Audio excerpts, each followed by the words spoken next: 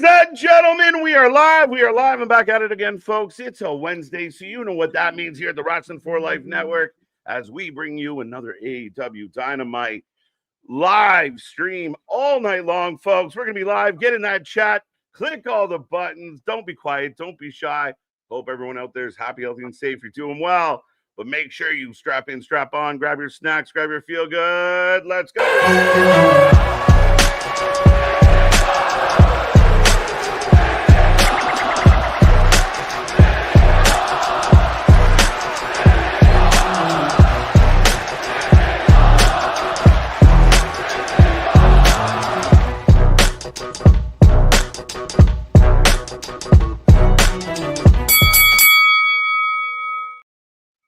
Ding, ding, ding. We are live and back at it again, folks. Like I said, this is another live stream. We are the Wrestling for Life Network, and this is AEW Dynamite tonight. As always, Wednesdays, we start with hope. We start with excitement. What does TK have up his sleeve today? It's going to be a fun one. Lots is booked. Lots have been announced. Some of it late, but we're going to talk all about it tonight. Make sure you get in that chat. Hump Day in the books. Friday Junior tomorrow. And the weekend is upon us, folks. It's going to be a fun one. And again, like, share, subscribe. Me and that pretty face got you for the next couple hours as we dive into all the action here tonight. If you don't know who we are, well, I am Mr. Evernight KJ White, the Iron Man of YouTube, and that is Big Nick. Ladies and gentlemen, boys and girls, children of all ages, the Wrestling for Life Network proudly brings to you its YouTube tag stream champions of the world, the Every Night Delight KJ White. I am Big Nick, and yes, we've got all the fallout from All Out. With them being in Pittsburgh, do you think that Britt shows up? Could she possibly be the announcement? I don't think so. And I think because the last show she did, I mean, one of the last times she was in Pittsburgh, one of the last shows she was on, Pittsburgh didn't care anymore. And I don't know, maybe they've changed their mind. They miss her because she's been gone. But I don't know. I don't think that's it. I don't think she's the announcement anyway. Could she pop up? 5% chance. So if she doesn't show up here, is she just done then at this point? Because like this would be probably the best opportune time to bring her back. I don't like you said she probably isn't the announcement. I'm okay with that. I still could see to where she shows up.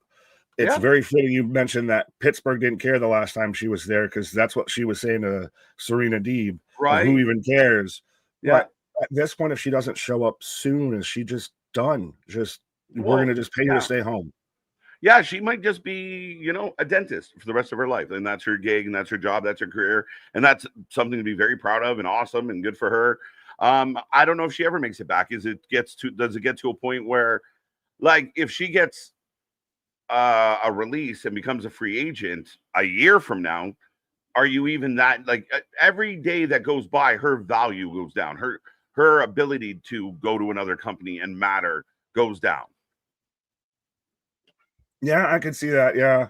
The longer that she's on your sidelines, the less value she presents to you for sure. I wonder if it becomes like a Ricky Saints almost to where because they're publicly now not using her, then does she gonna get that underneath groundswell? Yeah, I mean it hasn't happened, right? Like we've seen it with others. I mean, we saw it with Wardlow, but he ended up going back. We did, like you mentioned, we've seen it with others that the fans kind of missed. There's not a lot of like we want Brit vibe going on. No, which is surprising to me. But beyond that, too, we've got all the fallout from All Out. We've got, like we talked about, of TK's big announcement tonight. We've got I assume at least one return with the 6-man tag between the conglomeration and the Don Callis family. Yeah, I mean, there's so much to unpack. Like, we'll go through the matches. Quick shout out to the chat, Spaz, Mega, Jose. What 3 amigos if I've ever seen them. But shout out to those 3.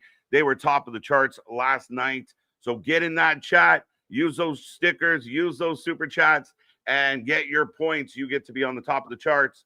But yeah, as back to your original point, I mean, we do have a mystery person, a TBD tonight. A lot of people, because of the thumbs up, I just don't know, like, if Orange Cassidy is such a big deal in this company, I don't know that this is the spot to bring him back in.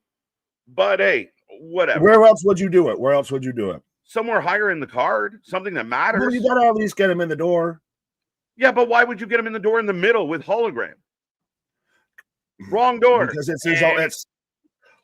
So what does he come out in there and he challenges Hangman Page? He challenges. Is that the new feud for MJF? Impactful, or he comes out to help Hangman deal with whatever bullshit Hangman's dealing with now. He goes after Moxley and friends. Like, that's the type of people he should be feuding with. I guess if you want us to think that Orange Cassidy's mid, book him in the mid, and we'll agree with you. I see your point. I think it's just their way to get him back at least, and then we can build up to that. Back. You don't need to do that. But like, what do you mean? Doing, and that's at least tied into the conglomeration is kind of already existing odd faction. So when was hologram put in the conglomeration? Being the Don Callis family, being Okada and Takeshita in this match, is this your way of getting him into that feud and into that title? Well, maybe, but at this point, not right now, because I want Takeshita and Okada to feud. I don't need OC interjecting. So you're right. Triple threat triangle match? Oh, for fuck's sake. But yeah, no, I mean, it's possible. I mean, that's what I'm a little surprised with. I thought OC might come back. And this is me being complimentary of OC. I like the guy. I know a lot of people bag on him for being gimmicky, but I actually think he can go. You know, we talked way back when it was like him versus Ospreay, and people were upset, but he showed he can go. And that match specifically, as I think a key moment I know for between you and I, to where it's like, okay, the kid's got it. The gimmick at times may be a little annoying, a little bit too cliche, but in ring, in between the ropes, he can go. For sure. And that's, I mean, so on that standpoint, I don't have I think his booking made him very monotonous. I said at times, my biggest critique is play the cool guy, but even the cool guy has another gear once in a while. You know what I mean? And he just played that one note for so long. So we'll see. He'll get a big pop for sure. Oh, yeah. Now, are you going to be excited to hear Jane for the first time again? Right? Jane, I use it on the call out. Can't help it. Right. Tony Khan has a big announcement, an important announcement. Let's get the wording correctly because they're different. I mean, the biggest going rumor strong is the women's tag titles. I see it. I've been on that bus for the longest time. I think I kind of started driving that bus at one point and everything. And now at this point, they've kind of just let it wander off and dive off a cliff that I don't know if I'm really all about it or want to see it anymore. Listen, I just don't think that their women's division is being booked well. I don't think your tag team division is being booked well.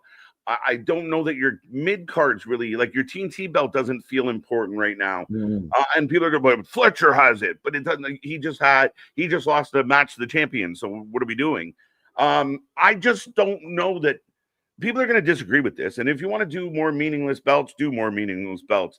But I think there's bigger priorities for Tony Khan than trying to worry about another division that he's going to ignore. The trios division's all but dead.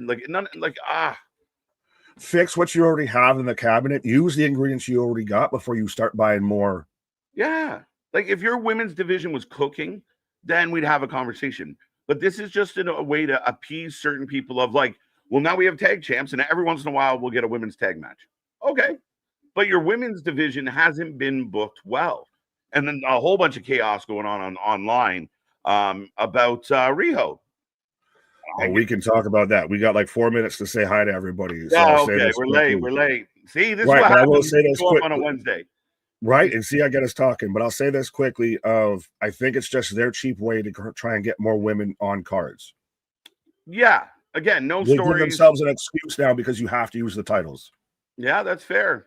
Zach, how are you doing? Welcome. Folks, get in that chat. Be a friend. Tell a friend. Take our link. Share it with everybody you know. We are back at it tomorrow. We're back at it the next day. We're back at it the next day. We don't stop. We got so much coming your way. So make sure you tell everybody you know about the Wrestling for Life Network.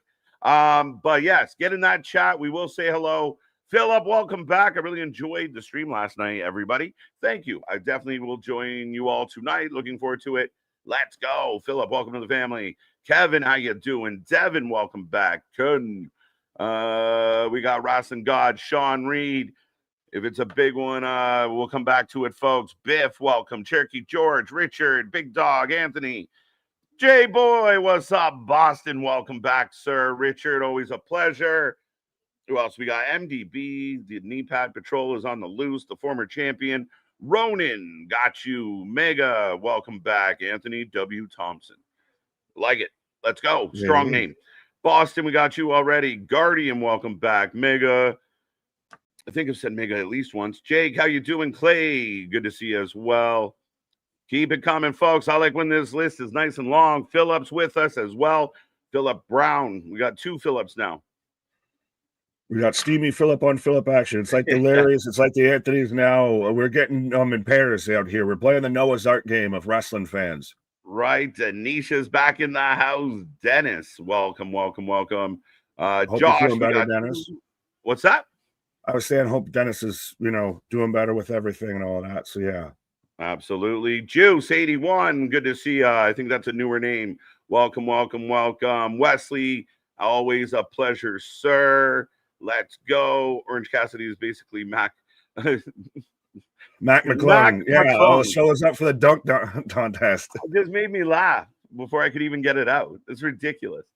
Jose, welcome back. Bonkers, good to see you. Trent Setter. Oh, there you go. I like that one. Z-Man, good to see you, good to see you, good to see you. Anthony, how you doing, buddy? They big mad at Gail Kim. Leave Gail alone. Listen, we're going to get into this, Anthony, because, listen, the line of people is getting too long. There's way too many ex-wrestlers and legends and fans and people like us. There's way too many of us saying the same shit, folks. And you take it all to heart. And y'all won't listen because you think it's the best shit ever. Just wake up. It's okay. It's okay to say not everything's amazing. I need a 10-minute promo, though, from Anthony on just the TNA invasion from last night and now all this Gail Kim news. Because, yeah, we definitely need to talk about that because that was all up on my timeline all today. Over it. And people's just saying, honestly, the most foul than even whatever you thought Gail Kim said. Came back with the most foul stuff back at her. Way worse than anything she even could have possibly said about Rio. It is insane to me. Like, insane to me. But again, this is, we got 1 minute. AR1's with us. Brian's good. Byron and Byron are back. Brian, Jose, Richard, MDB. I'm getting the violence warning. Anthony, I still have HBO Max. Michael Campbell, I see you. Michael. Yeah. Michael. I'll let you know what pyro, Nick. I still got just the HBO Max logo, my guy. This is always the fun thing this is the fastest option. This is their preferred method is HBO Max. Well, let me know when you get the pyro and the logo. Alrighty. It might be a minute. Oh, Richard. We mentioned Fletcher losing to Hangman. Pyro and stage. It just cut right into that. Let's go. All right. I didn't read that properly, but Richard, then there would be, and I got to go back and read what Richard said. What's up, Jerome? Let's go. Wrestling for life over everybody. Let's do this. Michael Campbell, we got you. Definitely got fans. The smelly fans is the rumor. Allegedly. So we're bringing up Chris Statlander versus Mina Shirakawa tonight for the women's world title, which I don't mind jumping into a title match for Stat of being a fighting champion. We wanted her to have the belt for a while. I'm okay with it. Yeah. Yeah. And it's Mina. It's somebody that actually moves the needle. Brodito against GOA, I'm good with it. But the problem is GOA are going to eat an L, probably not their best look right now. You should be putting GOA in matches with like jet speed and dusting them. Like, you got to make them look good. Being in a good match, even if it's the champs, and losing, it might not be right now to do that. I see it, but they're facing the champs. So them having a really good match with the champs, even if this takes an L. This philosophy of you can just have all these matches, and even if you lose, but you had a really good match, you're good. That's one, like, that only goes so far, because no matter how many, if you lose a bunch of really good matches, eventually you're just a loser. Well, I won't call this man a loser, but I got Hangman Page on my screen backstage. There we go. Did he just call himself the full champion? I don't know if I heard that, but yeah, maybe. Women's tag title. Anybody else got any guesses on the what the announcement could be? Wrong answers only. Let's figure it out. I've said it. It's going to be AEW Mania 2027. It'd be ballsy if he announced it. If he had it up his sleeve. I don't think he does, but that'd be real cool. That is the most you have marbles announcement at this point. And again, he's finally been very tight-lipped about this. We haven't had a lot of, it's been guesswork as to what we think the announcement is going to be. It's an AEW World Championship Open Challenge tonight that's already been answered by Lee Moriarty. Yes, that is been announced. Which I'd rather your champion not fight.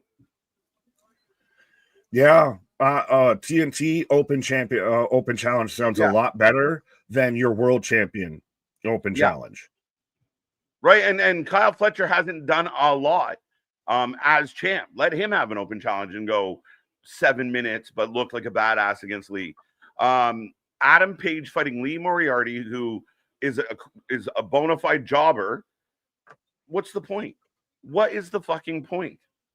Now, he's a Ring of Honor champion, so you can't say he's a jobber, but in this aspect of the match, I get what you're saying. He's jobber by definition. He is a jobber in this company. He's a Ring of Honor champion, and you will put some respect on his name. I'll treat you. 4 months to eat an L. That's all he fucking does. I don't give a fuck about Ring of Honor. That's not even a YouTube show. It should be a YouTube show. Right? Huge. Niconomics.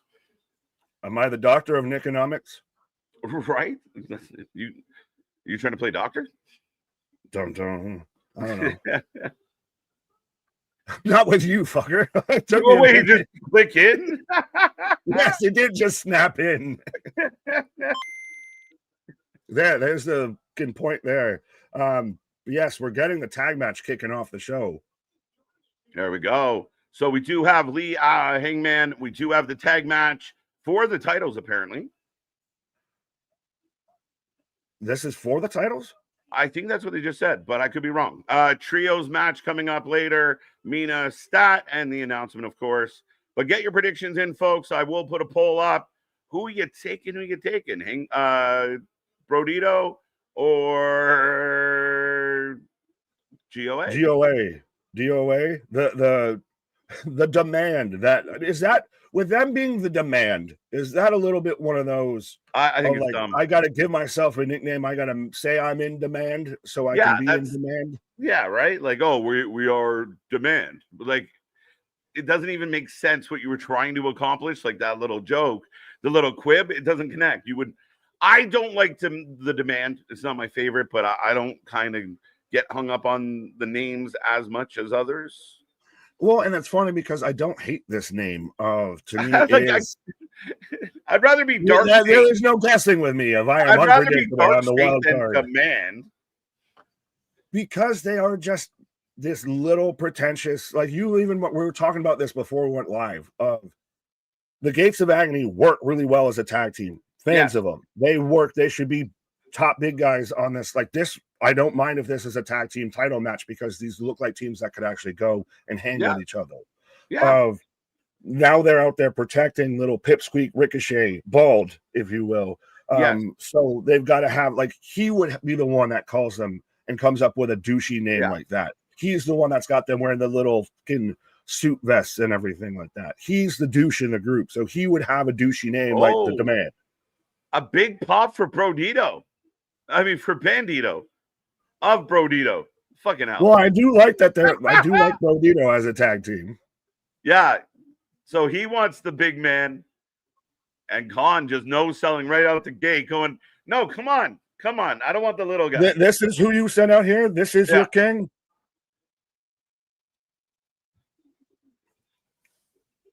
Oh, shit. Oh. That's the thing, though, is Brodito or Bandito. Christ, it's so hard because it's like one or two letters off. Boy, come on, right? of all the things that we've been mad about, the demand gets by. Yeah, I'm unpredictable. I'm a wild card. I keep you guessing. Oh, son of a bitch. The poll is confusing. Yeah, I had a vitamins moment. Fair enough. Let's try this again. Who wins? GOA. I basically forced them to pick one answer.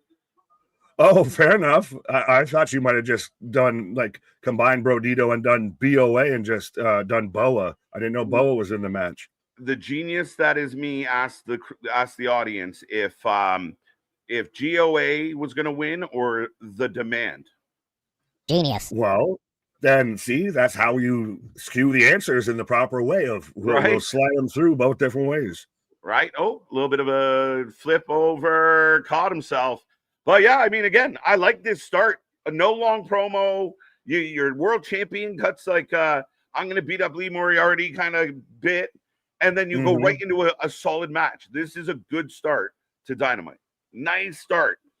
Absolutely. As Daisy, Nikki is TK announcing show during Saudi Mania. That's what if we're taking a long shot, that's what I'm saying. Be a bold strategy, be the finally of, Jobu gave him the power and he can hit the curveball now. He's got marbles. Right. Counterbook this, Hunter. I do it myself. Right. Fuck you, Hunter. I do it myself. Yeah, I tried to Meltzer rig the poll. 5 stars, only 5 stars out here. Yeah. Well, at least it's entertaining, folks. We're making this shit up as we go. That's proof that we're live here, not scripted. That was helium coming for the soundboard. Let's go, big dog. Marbles. You have no marbles. Yeah, marbles. But that, honestly, is that not like the I'm a big dog, I do big dog shit kind of moment of I'm going to announce, say, a show, and I'll call it WrestleFest in Chicago in May of 2027 or something like that. Dude, in April 2027. And do it the we same can have day. WrestleCon there. All the indies that can't go over to Saudi can go over there. But do it the same day because they're in Saudi, so they're going live in the morning. Where they're going to run programming all through the day. WrestleMania is getting counterbooked by House of Glory at like 8 a.m. But you have them go at 7 o'clock on the same day as Mania. Oh, but they can't run the risk of. The only thing they can do is book an NXT or a TNA or a AAA show on that particular night, and leave half their crew here to run it. But do you run the risk of people, if you go after them, that people have already watched WrestleMania and aren't going to want to watch more wrestling? Yeah, maybe. I mean, but you also hope that like it's a Saturday night and everyone's sitting around and there's no wrestling on. Well, I can see your point. I think it might just be you run the risk of burnout. So I'd almost do it a different day of do it. Like if they're going to like, if they do it, go all the way. I mean, even if he's going to attempt to do it, I think is a bold strategy and a big move from him. So let's not force the kid to jump off the fully high dive here. I've been accused of taking the Tylenol again. Shit. Well, now, was it American Tylenol or was it Canadian Tylenol? Is the Canadian Tylenol good and the American Tylenol is bad? I think it's all bad. There you go. Vitamins, if you have a headache, folks. Yeah. The only tea we take is THC. Yeah, that's way to go. Yeah. Well, we get a kick out here. Brody King on the mat right now. Khan laying into him. I think the other two went missing. Well, I just cut to commercial, so what's up, Brandon Barnes? How you doing? A lot of new names around here lately. I like the new names. Make them feel welcome, folks. Spread the good gospel of the wrestling out there. 100%. Take this to the Biblix. Now, do we have to go by the scale of, speaking of TK's announcement, it's not a special announcement, it's an important announcement, it's not a major one, it's not a big one, of what is the scale meter of Tony Khan's announcement levels here? Are we at a DEFCON 5 or a DEFCON 3? Yeah, what level of importance is this? And who is it important to? Right? Like, these are the questions that shall be answered tonight. Now, they didn't lead off the show with it. They've mentioned it. They've had a call out to it. So maybe trying to hold a rating by people sticking around to figure out what he has to say. It'll be funny to kind of watch the arc of the views for this week's show and the ratings.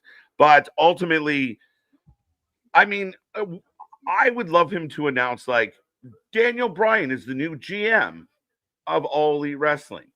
From now That's on, actually not a bad show. That would be amazing. Make me happy. Way happier than women's tag belts.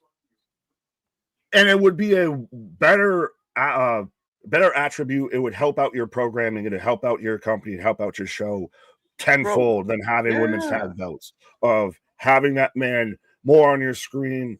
I know he's already on the announce desk and everything, which he does great as an announcer, but have him be your authority figure. Have him be the on-screen representation of Tony Khan of The Office. Have him be your Nick Aldis, your Adam Pearce. And as far as I'm concerned, and I don't want to speak on behalf of Daniel, but he doesn't have to be there every week. He can do things like we see Aldis and Pierce all the time, like cutting selfie video. I know Tony started doing them, which please stop. They're not a good look. They're really not a good look. We see what's in his nostrils, boy. Right. But if Brian is, cutting videos or they're doing pre-tapes, he doesn't have to be at TV every week. But it gives you a rep. Like Tony's doing confrontation spots in the back behind doors. Like what are we doing? Yeah, that was really, I know I laid into that whole segment because it's really weird of why would you not, if you want to get away from Tony being viewed as kind of the pencil neck geek and everything like that, why would you not want to show it? Why would you not want to show all of this emotion and everything? Right. Even Ava Raine wasn't there yesterday. Ooh. Right. No, Ava Raine was not. No, didn't she get in the one scene near the end? Was it? No. Did we get I one? think she was like, it was a replay or something. No, she wasn't there. That's right, because Stevie and Robert Stone. Yeah, they were in charge. Daniel Berry, Sports Highlights. How you doing, buddy? Yes, so this is a tag match as I'm back from commercial. That's not right, Jose. I do not expect anything, but I hope there's some logic in the decision making. Did we even realize that Ricochet was on commentary? Yeah, I noticed. I just don't care. Yeah, fair enough. There you go. Danielson. Yeah. Absolutely. But so this is for the tag belts, by the way. Yes. Which, again, a little surprising, right? Like, that's where... Coming off of a loss, they're going for the tag belts. I would have put GOA in the ring with someone else and let them get a convincing win, to be 100% honest. And just coming off the loss, it gives them kind of that braggadocious moment. Ricochet jumps up in the ring and he's acting like a dick and they feel good because, they get a dub back.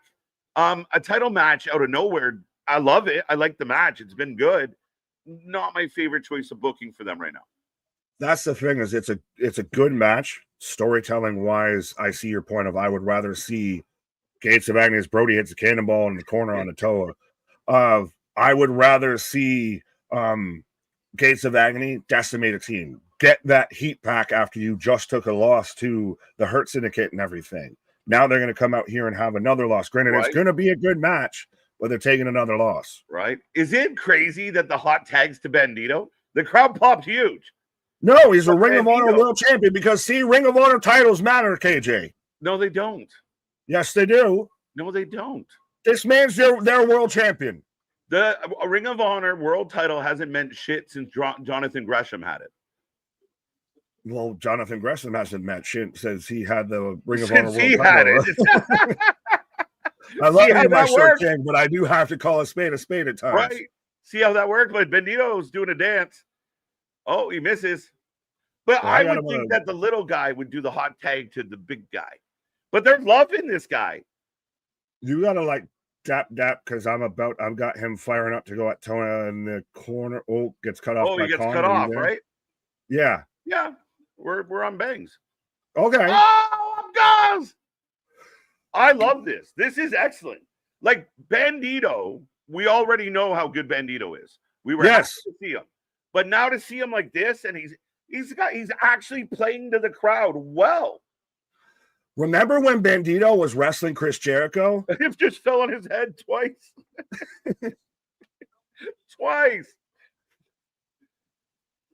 That's the thing, is seeing Bandito now, remembering how far we came to where he was out there wrestling Jericho. It's like, finally we see it. Right? I'm not reading this one. Oh, come, all ye faithful, stone and triumphant. Oh, come ye to wrestling for life. Daddy is not coming on anything. No. I say nay. Good job, Nick. Yeah, that'll be the one time that right now for me singing and everything. There you go. The Christmas carols have begun. Way to go, big dog. Thank you. Right, the Wrestling for Life Christmas album soon to hit the merch store. You wait till about November; it'll be out there. We're just working down through the final edits right now. Right. Britt Baker returned to AEW or WWE. Alan, welcome back. I listen. She's got a long road to the WWE. There's a lot of things to figure out. But wait a minute. Oh, King, double electric chairs. Both the good match.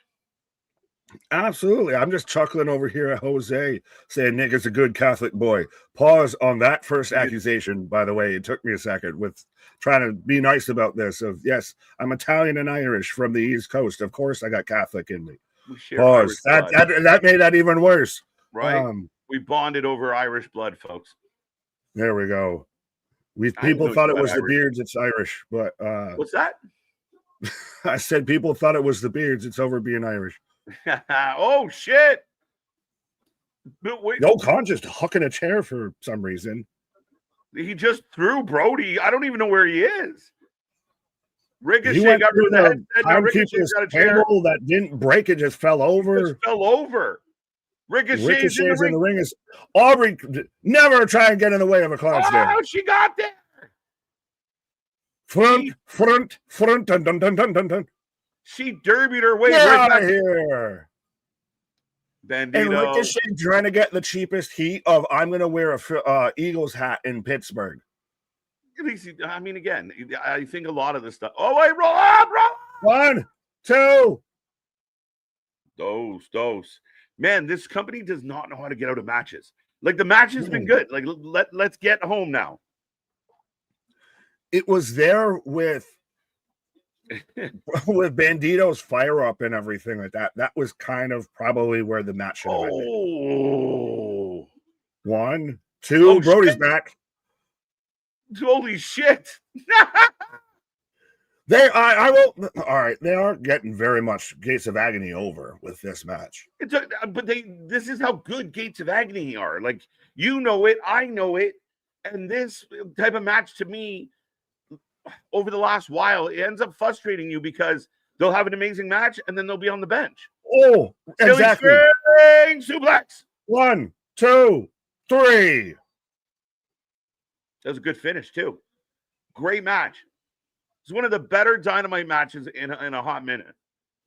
One of the better Dynamite starts in a hot minute too. And one of the best tag team matches I've seen in quite a while from either company. I'll give you that. I almost think that might be. No, I can't go that far. I was almost going to say it was better than FTR and Edge and Christian, but I can't go that far with it. Right. He was just in Canada. FTR, Edge and Christian but it was really good. The ending really sucked. The aftermath is what really kind of killed that match. True. Still to come, Hangman taking on Lee Moriarty. And I feel bad because I always use like Lee Moriarty as like that, like wrestler X is Lee. Like, you want to fight some bum like Lee. Like, I feel bad for the guy. I'm sure he's a nice guy. Yeah, the man you were just praising of how much of a jobber he is, even though he's a Ring of Honor World Champion. He's a jobber in AEW. A bona fide job. In AEW, I'll concede that point. Yeah, what are we watching? Ring of Honor champion versus AEW champion. They're not even selling it as like, oh wait, we got the conglomeration that was five members now, and Ishii. So holograms in the conglomeration. Why? This is the most Breakfast Club looking ass group I've ever seen in my goddamn life. But that's the thing, is like Roddy Strong and Kyle O'Reilly are caught up in this nonsense. Mark Briscoe's go ahead. Sorry, I'm just trying to hear what Mark's saying here. If he was asked who the partner is. Sorry, just wanted to catch it. It don't matter how much you appeal, how much you squeeze. Yeah, there you go. I was waiting for something. I like it. I don't know. I still don't love the placement, but I'll deal with it. I don't like the placement of Willow in this group anymore. I really like Willow, and I think she should be by herself. Dude, this is the weirdest catch-all, random, Breakfast Club, fucking Breakfast Club out there. Like it's just whoever wants to hang out with us, that'd be cool. Like it's not really a group. It's not really as Briscoe and Hologram throw on the aviator sunglasses, if they couldn't give it away more out here, if they were juggling oranges, right? Yeah. Clone. Is this where we need to do like the Wyatt 6, the Bray Wyatt cut in? It's like they see other places do things, and like we can do that, but then they do it completely uncool. I'm not getting into it. That's one of my dad's favorite jokes growing up forever was, it's always a way Christmas at our house. And that must have sucked. That must have been annoying. Like, shut up, Dad. Right. But yeah, there you go. But I feel like I feel like Kevin McAllister. Exactly. That's Tony. But that whole conglomeration, their theme song should just be "Don't You Forget About Me," because that's what it seems to be what they're worried about. If Mark Briscoe shouldn't be in that group anymore. The Paragon, I get Adam Cole isn't there anymore, but then just leave them to be a fucking tag team onto themselves. They're two talented guys, and you need a tag team division. Willow should be challenging Mercedes Moné or goddamn something of, hey, maybe she needs to run back and have a great match with Chris Statlander again for the women's world title. Do something serious like that. Right, that's the thing, is that you can break down all of these parts and they'd be fine. Separated, they are better than the conglomeration that they've been molded into. Yeah, like, I mean, you said it best. Like, if you had Roddy and Kyle as a tag team, and each, every couple of weeks they get a decent match in, maybe a match on Collision once in a while, and over the next couple months, we start believing in them as a tag team. Now you have another tag team that we can talk about. It's like GOA put on a banger tonight. We got to keep GOA going. I think it was Jose said it tongue in cheek of like, they're number one contenders. I mean, I don't know that they earned the number one contender spot, but it was a great match. It was a great match. Yeah, 100%. And imagine if you get a Brodito versus Kyle O'Reilly and Roderick Strong match. Right. No, and again, how fitting, and that's a little bit laying too much into the toxicity of WWE destroys AEW. Tony's big announcement: TKO is going out of TK is going out of business. Could it be Shad and the crew have bought Warner? Warner's been allegedly, Netflix is trying to buy it. Where did that come from? Peacock's been trying to buy, or Paramount's been trying to buy it and everything. I'm just throwing wild ideas out here and everything. You said wrong answers only and everything, so I'm throwing a wild idea out here of, hey, allegedly Warner's been talked about of being up for grabs and everything. So why don't we just, hey, Dad, you want to go all in?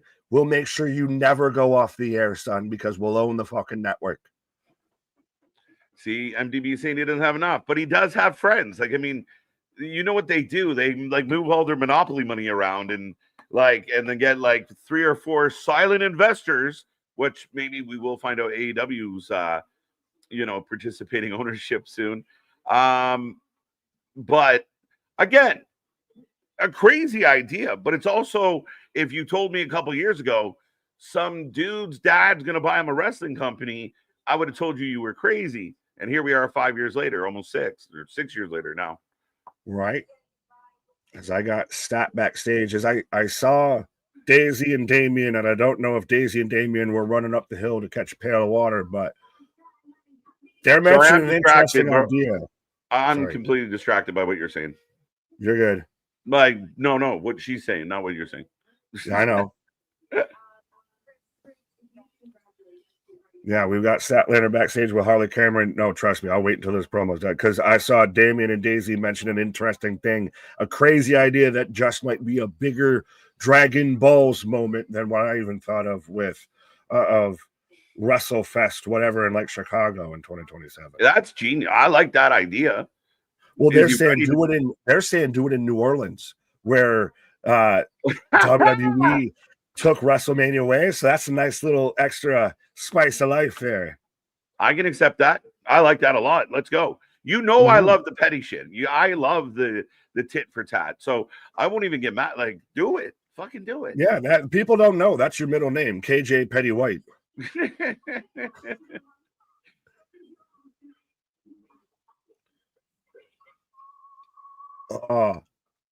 Did they just let Harley completely outshine the new champion? No, because that's the thing is if you were looking at Statlander the whole time, she was like just dead behind the eyes and like pissed off. Like there's something else that's working behind there. Okay. She just looked straight dead behind the eyes and was just staring down and the interviewer. Do I gotta put a poll up for this match? Yes, you do. Because you will put some respect on Lee Moriarty's name. Will not. You will put some respect on Shane Taylor Promotions. Who? All 3 of y'all. Who? Not the Dark State? Who? Shane Taylor Promotion. Don't you start going at Shane Taylor right now. We'll fight. We'll fight on stream. Who's that? I haven't seen that guy in a while. That's because you don't watch Ring of Honor. Is that the guy that looks like he has a family of raccoons running around his fucking upper You thigh? will put some respect on Shane Taylor's name and the I love Shane Taylor. Why are you trying to trash his name? You trying to drag this man's name through the mud just to get your point across. I love Shane Taylor. I think Shane Taylor could actually do some business. It's the disdain for what happened to Ring of Honor. You gutted it. Like everyone talks about the WWE pillaging companies, but they gutted Ring of Honor and then they turned it into a shell of itself. The man went out on TV and did a whole promo about, we're getting a fucking package. Hey, because he matters. Because he's a Ring of Honor We're getting a jobber package on Dynamite. A jobber package. No, you put some respect on people's names. How many AEW matches has this man had this year? He's nobody. Good question. He's nobody. But he's talented in the goddamn ring. You have to give this man credit for the talent that he has. I understand that AEW does not present him the way he should be presented. Fair. I will concede that point to the floor. But you can't. He doesn't. His talent is not jobber talent. He is 100% a talented guy in the ring. He is a jobber who's booked in a match that he's about to lose. Why would you have your Ring of Honor belt holder on this, fighting your world champion and taking an L? I don't even get the whole idea of a world championship open challenge. And you're not give it to somebody elsewhere. You don't bring in your Ring of Honor. You want to hype up the importance of Ring of Honor. You don't bring him out to take an L here. Well, the dude, shout out Geekbox we'll get back to the Edge and Christian point in a second. But, the dude, do you know he's a famous local wrestler in Pittsburgh? You put the respect on this man's name in his hometown. He's a jobber. Tiger style. How many wins does Lee Moriarty have in AEW? Well, that now, are you saying AEW is on AEW television? Or are you talking about AEW as a company as a whole? Because that incorporates Ring of Honor. Television, like AEW's main roster, quote unquote. This guy is, again, why would you out of all the people you have on contract, all the people you have, like, no one would have been cool. Hangman does an open challenge and OC walks out, confuses everybody. No, because then he almost has to win it or something. Like, No, you don't give that shit away. Dusty finish it. Fine. If you're going to do a world title challenge, I will concede to the floor. I don't like the idea of the open challenge to begin with for the world title. I don't either. And I don't think that this is you don't want Hangman Page as world champion feeling like just one of the boys, another one of the guys. Like, here he is in the middle of the ring fighting essentially a nobody. And no disrespect. I know, we're trying to champion Lee here, but he's a nobody. I'd rather him not have a match. I'd rather him not be on the TV. I'd rather him just cut a promo or, work his MJF angle. That would be fun. I will give you that. Again, like, I think that's where we both agree is the AEW World Championship Challenge, open challenge thing is a miss. The fact that he's out here having a match is a miss. Yeah. But if we're going to have it, you're going to put some respect on goddamn Lee Moriarty. He sucks. He's a jobber, bro. No, well, and what was it? Generic. I had it up there. No, I had it up there. Someone mentioned it. He's an AEW jobber. He's a Ring of Honor champion. There's the difference. Doing the whole difference between the two companies. Listen, I'm an Honor Club member, but fuck, it's stupid. Come on. I'm not stinging this again. What? No. Where's Geekbox? Hello, Geekbox. Folks, no, Geekbox was up there. He was talking about how they managed to make Edge and Christian repackaging not work, not matter after 2 weeks. They flubbed it all. And it's because they didn't build to the FTR match properly. And now that you've had it and then they get beat up, they're going to run it back at the Wrestle Dream, probably with a stip. Mm-hmm. But yeah, it's been not well booked. I like them, but not well booked. It's kind of already reached its peak a little bit, hasn't it? Right. Well, there's the next is just going to be you said probably the stip match, and because they've got to get revenge because they took out Beth Phoenix and handcuffed Copeland for sure. So now they're going to but that's the end of it. Then so then what? They just hit the dusty trail and go their separate ways again as a tag team. It feels like at times that's one of TK's biggest downfalls as a booker is the idea that he looks at that moment like, oh shit, I can bring Edge and Christian back. That'll be cool. But he doesn't think big picture of like, all right, now you got him. What do you do? I don't fucking know. Like shit. Right. I didn't expect to get this far. He's a dog chasing a car.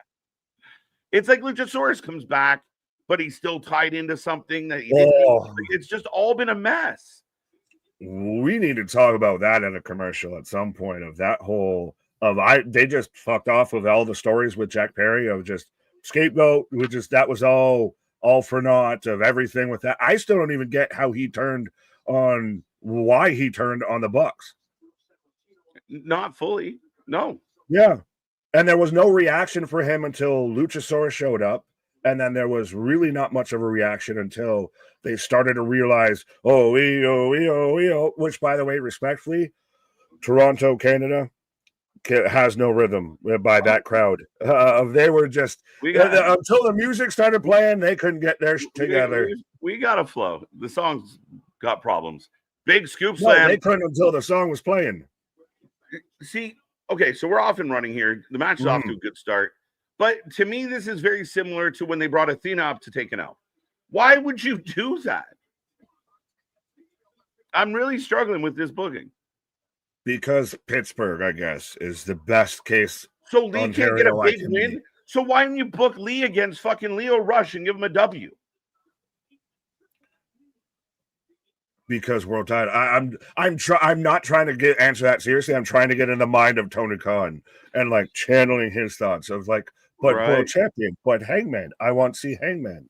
I don't know, my guy. Like I said, I don't get why we're having a world title open challenge. I would rather see Kyle Fletcher wrestling tonight than I would see Hangman Page.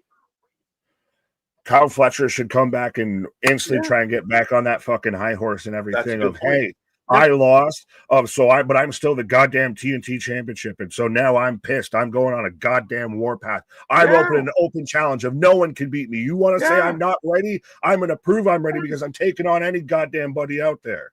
Hey, Tony, there's a fucking nugget of gold right there that took me all of 10 seconds. Stoned and pitsy off my ass hosting a podcast and booked a better match than you did in a fucking month. To me, that's the thing, right? And again, everything you just said, it fits, it makes sense. There's continuity. It's spot on. And then again, we don't like to just sit here and criticize. We kind of have an idea of where we could go instead. And that doesn't mean it's always right, but you're right. Like, if Fletcher comes out here and whoops the fuck out of Lee, or even if they go 10 strong and it's a good match, but a convincing win by Kyle, even if Lee pushes him a bit, and he's back in that W column, he looks big again, then maybe post-match, the next guy that wants that belt comes out. I'll give you here. See, we're working. This is why, Tony. We'll do it on the booking committee. We'll do it on just secretly. We won't email Mike Johnson instead of Mike Tenay or anything like that. But we'll be consultants of. If I would have, we could agree if you had Kyle Fletcher versus Lee Moriarty, be a better match. It would make more sense than it would be having Lee Moriarty versus Hangman Page right now. Yeah, and I mean, again, in the same step, in the same challenge, everything for a different title. And I know I've been hard on Lee here tonight. And I told you, at times I kind of default pick on Lee because he is a guy that, like, when Punk came back, he fought Lee Moriarty because Lee can go. But it's just like, why would you don't stop booking these unnecessary matches for main event talent? Because it waters them down. It increases the fans' level of decreases the fans' level of excitement. As it pertains to your champion. Yeah, well, it overexposes them a little bit, and it waters them down. It's really cool. Oh, Moriarty off the top rope. It's cool to have a Coke every now and then, but if you have your Coke every day, and not that kind of Coke, you sickos, then you start to get, bored of it and don't want to see it anymore. And if you see Hangman every week defending the world title, when he defends the world title, it loses its value. Yeah. When I saw Hangman is having an open challenge for the world title, and he wants the best, that is Lee Moriarty really the best Pittsburgh has to offer? I thought at first, don't tell me it's Britt. Britt comes out and accepts the challenge, would have been amazing. Would have been a bigger pop than Lee. Stop hating on Lee Moriarty. What happened to MJF and Hangman, Nick? Do you want me to stay on the stream? Because I'm so already getting fed up with all of this. And the thumbtacks and tables match at All Out wasn't bad. The outcome is not at all what I liked. They have devalued MJF to the point of I don't know what's next for him anymore. Mystico's all but done. I feel we're not going to go back to the Hurt Syndicate now because that wouldn't make any sense to do this after everything. The Hangman Adam Page thing feels washed, and we've got to sit there and announce a week out for a challenge. So, hey, with you doing your open challenge, I'm going to wait and then announce the same week you do an open challenge. I'm going to challenge you after that for your title. What the fuck? He is just so, I hate to keep using the term, but washed up at this point. I don't know what the fuck to do with him anymore. Because they have just ran through the gambit of them in all of 1 year, in all of like a couple months. Well, I mean, there's been like signs of hope with MJF, but it's been going bad since the best friends and all the double shit didn't play out well. Yeah. But like, how do you explain the guy has a contract to be the world champion? You take the surprise. You can't just cash in. We go into, the world champion is in trouble to the minor league champion. To the greatest Pittsburgh wrestler of all time, not named Britt Baker, Lee Moriarty. It's only two. Can you name a third, sir? Was Roberto Clemente a wrestler at one point? I'm trying to name somebody else. Did Ben Roethlisberger ever step foot in the ring? James Harrison would probably work as a pro wrestler. As their Hangman wins. And see, I talked long enough for him to get the pinfall. Did I still have a poll up? Why did I put a poll up? 94% of you. Who were the Nick's Burners accounts voted for fucking no, the believers in Nickonomics. Right? Nick gets 5 points every time he votes. Hey, well, I was trying to say hi to JV. Buongiorno, Goombas. How you guys been? And I meant to say hi to Ringsider Anthony as well. I think we did a while ago, but then hi again, Anthony. Coming back around. But Shane Douglas. There you go. Third greatest wrestler is Lee Moriarty. I'll give him. He's still top 3. He's still top 3. Kurt Angle. Fuck. It didn't even but he's America's wrestler. He's not just Pittsburgh. I thought he was Bruno Sammartino's apparently from Pittsburgh. So is David. Oh, boy. Gary Gibb. Corey Graves. As Edge and Christian are having a moment from Saturday. This is the follow-out after Beth got attacked. Right. Lee Moriarty is on the list. Elias. Sean Evans. Who wants to walk with Elijah? Johnny Valiant. Okay. Lady Frost. Shout out Lady Frost. Oh, yeah. Well, second best women wrestler out of Pittsburgh. There you go. So not many, but maybe more than we thought. I can't believe Kurt should have registered, but Pittsburgh. But again, you don't think of Pittsburgh with Kurt, you think of America. Right. But yeah, so there's this like weird goodbye. He's got to go take care what that was. I didn't fully understand what was said there. There you go. No. There you go. JV on it. And well, we are on a commercial. Sorry, Nick. We are on a commercial break, folks. The show rolls on as we're just about halfway there. And we got more coming your way. Don't forget tomorrow, the preview and prediction show for No Mercy and Victory Road tomorrow. I have lost my absolute mind. But we will be here for that Friday. We have SmackDown and Victory Road, a double stream. We love it. And back on Saturday for actual No Mercy. Right. And up next, we're getting FTR Will Speak. So again, like you said, they're very much. So what are we saving it for top of the hour? Close out the show of Tony Khan's big announcement.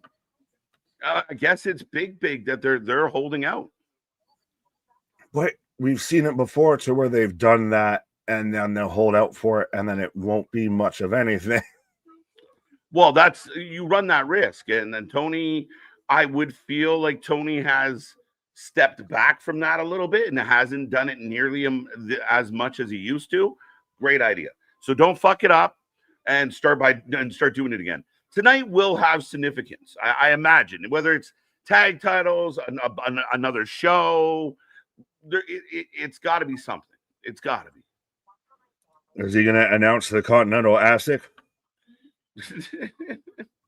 Well, that's straight to the point. Right. I asked you a few questions.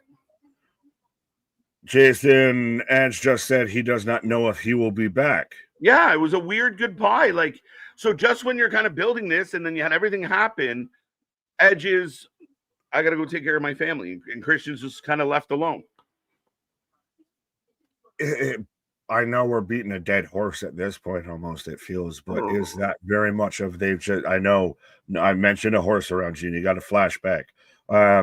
But is it one of those that they already they just got back together, and like we were saying before, and now they already don't know what the fuck to do with them, so they're already splitting them up again. Yeah, like, so long, old friend. Wait, you all just said hello again. That was all just literally for the fucking all-out match. That was the Abe Simpson meme of him walking through and then walking right back out the door. Yeah, that's what Tony kind of does at times of like, oh, wouldn't it be cool if Edge and Christian were in Toronto? They're like, How do we get there and what do we do after? I don't. Do we have to do that stuff? All right, he can fight Kip in the dinosaur, and then Edge goes home. What? That's what you came up with? What are we doing? I know what I'm doing. Literally in 2 match time, in 2 paper. Yeah, as KJ is taking a pause for the cause as we come back from the commercial with Tony Schiavone in the center of the ring. Of course, KJ Bald has to leave you with FTR Bald coming out here. But how fitting is it that within 2 pay-per-views time we've gone from Luchasaurus, and I can call him Luchasaurus now because he got rid of his, belt name of Killswitch, has gone from being a heel facing Edge and Copeland, Christ, I did it again, Christian and Copeland, to now repairing up with Jack Perry. But I got FTR coming out right now. Shout out. Oh, I missed it. I had it pulled up for the longest time, but I missed it. Knockaround Guy 96. Busy. Shout out. Appreciate you. Benny Elizabeth, Aubrey, and Excalibur are horrible. Yes. I was looking at earlier today when I was going back through everything that happened all out of how many commentators. Stop trying and punk out fans when they know you're not going to do anything at this point. Sorry, FTR, Dax, Bald out there trying to, again, get in the face of fans. And it always never works in their favor because the fans that there know that they're not going to do anything, or they're getting a big payday from Tony, hence the Moxley suit that's already going on. So it's just always a terrible look as Dax is wearing the shirt from All Out for their match with Edge and Christian X'd out, but this is their first response, their answer after their heinous, dubious attacks on Beth Phoenix. Holy shit, Devin, I didn't even think about it. Could you imagine? Is that the way that we get to there? If we get to that, I will take everything back. Everything will be right in the world. Sunshine, lollipops, and rainbows. I don't know contract status, and frankly, Scarlett, I don't give a damn. That would be the biggest crossover. Is that Tony's big announcement that John Cena's last opponent will be Adam Copeland? But if that's the way, in any way, we get that. Keep the dream alive. I love it.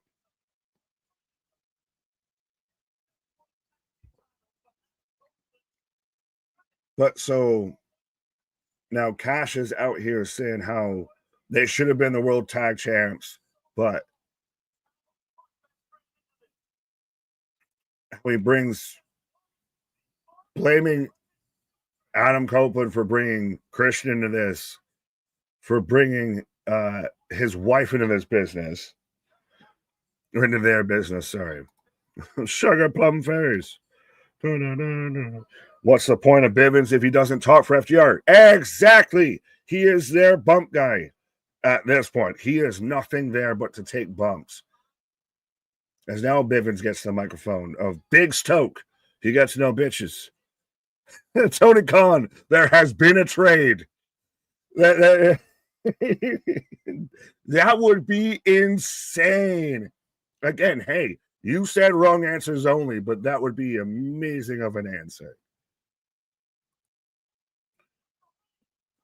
Santiago, I guess that's the closest I'm going to get to saying your name correctly, sir. I am late, but you are here, so you are never late.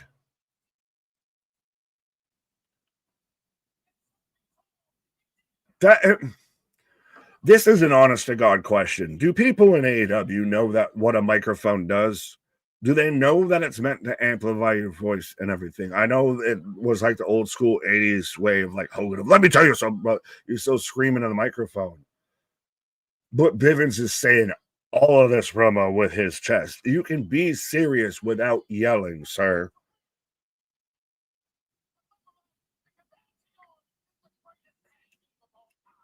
So now Bivens is putting over FTR of how they needed Beth Phoenix to show up to help even the odds and even the score here. Definitely seems like FTR versus Copenhagen will continue. Well, that would seem to be the case, but it's really weird of how they've gotten there with all of this. And now with Copeland saying that he's leaving. Does Dax have like channel changing heat even with AEW's fan base? Because they don't give a goddamn what this man has to say.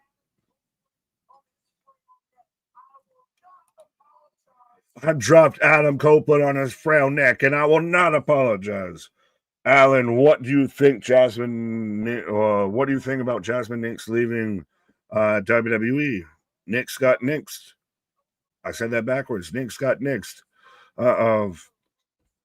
She cut a whole thing afterwards about why she was leaving, and she's got more opportunities to do this and that. She didn't say exactly what she was doing, but she did clarify she wasn't going the Mandy Rose route. But I think she'll probably just do acting or modeling. I had no idea she was a soccer player in like Iceland or something, or Finland.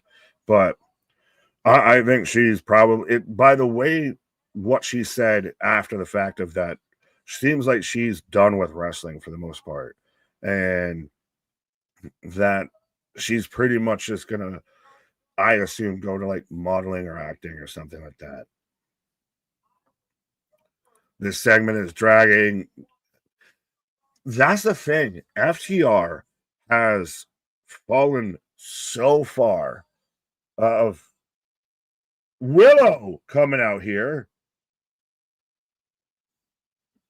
Now, make this make sense, please. But I love me some Willow, but I was saying how FTR at one point was one of the best tag teams in the world.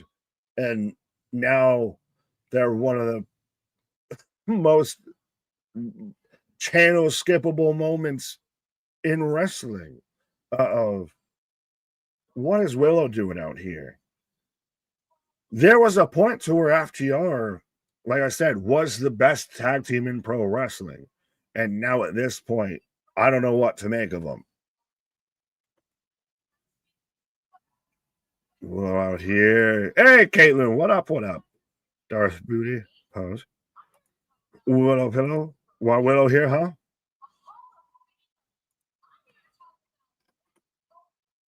About Beth Copeland. Oh, so it's Beth Copeland, folks. For those, it is not Beth Phoenix anymore. It's Beth Copeland. So Willow's cutting at. Willow's so good on the microphone, by the way. Like I can't say enough praises about Willow. I wish she was, honestly, I wish she was TBS champ versus Mercedes at least, if not challenging for a world title, because she's good and talented, and I dig it. But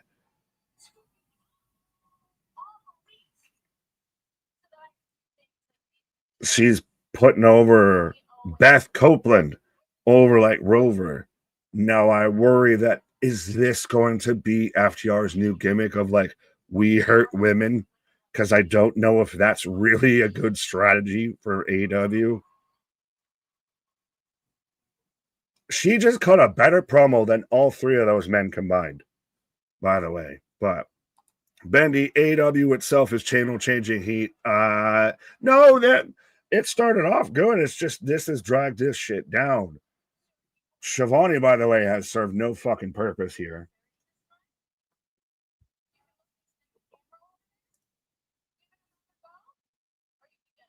She literally said, basically, if you want to say this with some sincerity this time, you can go and give it another go. You can get out of the ring. Like, she just big dogged the shit out of them. And it hit. She pointed out their promo was trash. She just smacked the shit out of Bivens.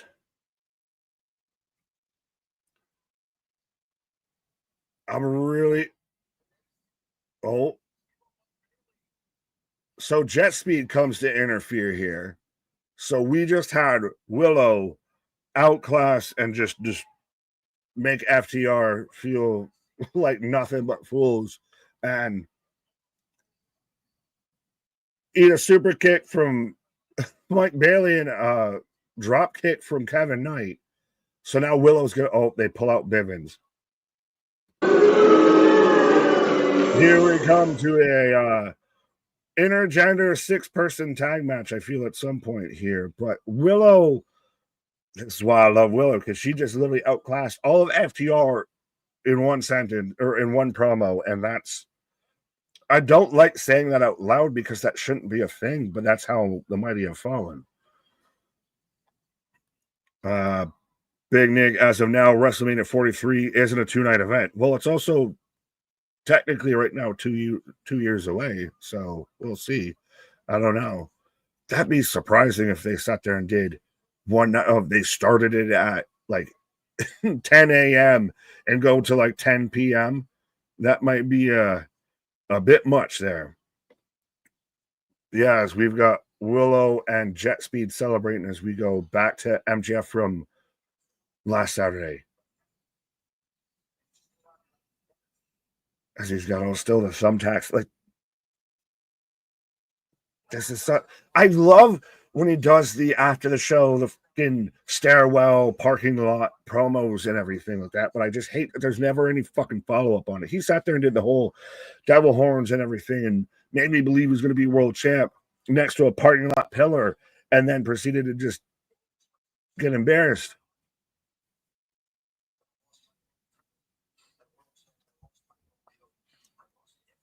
I lost my mojo. I lost everything.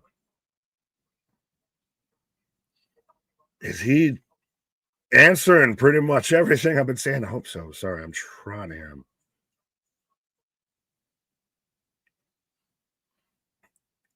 Bradley, I see you. Yes, we are doing the league again. I'll get to the super chats in a quick second. My character,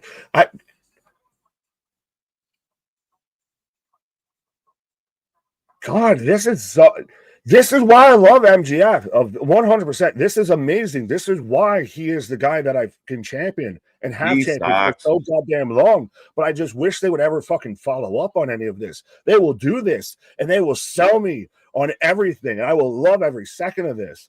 But then it'll amount to a mountain of bullshit. What's up, Tony? Man, I know you like him, and I know he's good. I know he's talented. But this is really fucking good. This is really fucking good. But where does he go from here? And that's your point. That's your question. Well, that's why I love that he's touching on that. Of that, I've been lost. I have been trying to snap myself out of this. Like, he's literally answering every critique I went off on a fucking rant about. He's talking about. I'm not coming back till I'm the most dangerous I've ever been. So is he taking a bit of a sabbatical? Those are some big names, not in the lineup right now. Maybe that's why we get so much mocks.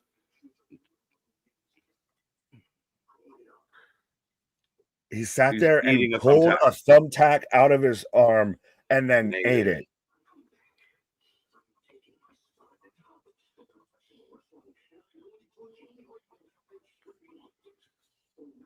Good stuff. Fuck yes. Good stuff. Put everybody on notice. That, again, now the job of the booker is to make it matter. And he's going to do it his way, Nick. My way. Right, and they're showing him walk still with all the tacks and all the fucking blood and everything. That was 10 on 10. I could have not asked for a better MJF moment with all of that. As here comes Okada. Now, that might have been a 10 out of 10, Nick. But a 0 out of 10 was FTR being confronted by Willow and then Jet Ski. And big dogged by Willow. What is happening? What are we doing? And why do you pay Bibbins if all three of you are going to talk anyway?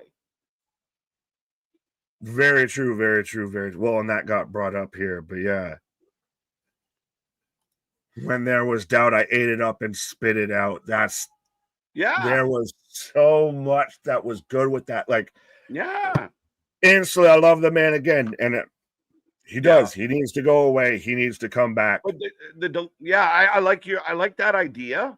It is just on the surface. No Osprey, no Swerve, no MJF. No, they're the San Francisco 49ers right now. They got no Kittle, no Bosa, no Purdy, no this, no that. They got I got a wide receiver sitting on my fucking IR.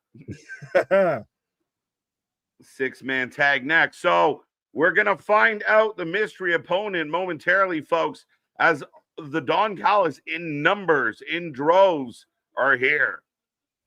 And Excalibur's dad's in the ring. It's Chichero. No, I was like, okay. Let's go. Supposedly MJF is taking time off to film another movie. That's fine. And if they do this is timed out perfectly. Of that to me, what there was no fault with that. I understand that I've been burned plenty of times before to where they'll do a great promo with him backstage and then it'll amount to bullshit. But it seemed like they're hopefully getting it. I'm going to keep hope alive with it. Yeah, it's all good. It's early. I don't start trying until halfway. It's early. I barely lost last week. But yeah, not going so well.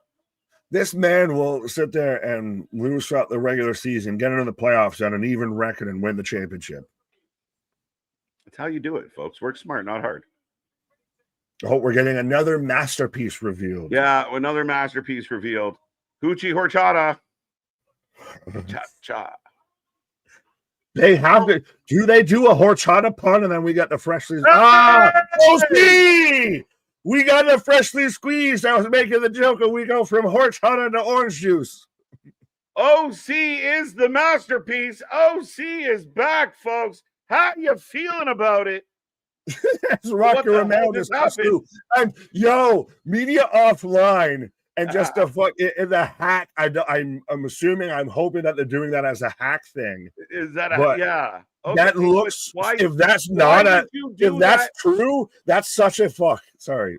Why would? Yeah, no, I agree with you. Like, why would you do that during OC's return? Let OC walk down to the bottom of the ramp, then do holograms thing, and then do all the twitchy stuff. Unless you're because it started to play it and then it cut away. OC's back. But they started to play his music and then it cut to media not found. And I'm like, is that just, did Tony Khan not renew like his Adobe subscription or something? That's how you know it wasn't a smart choice, because you have people guessing.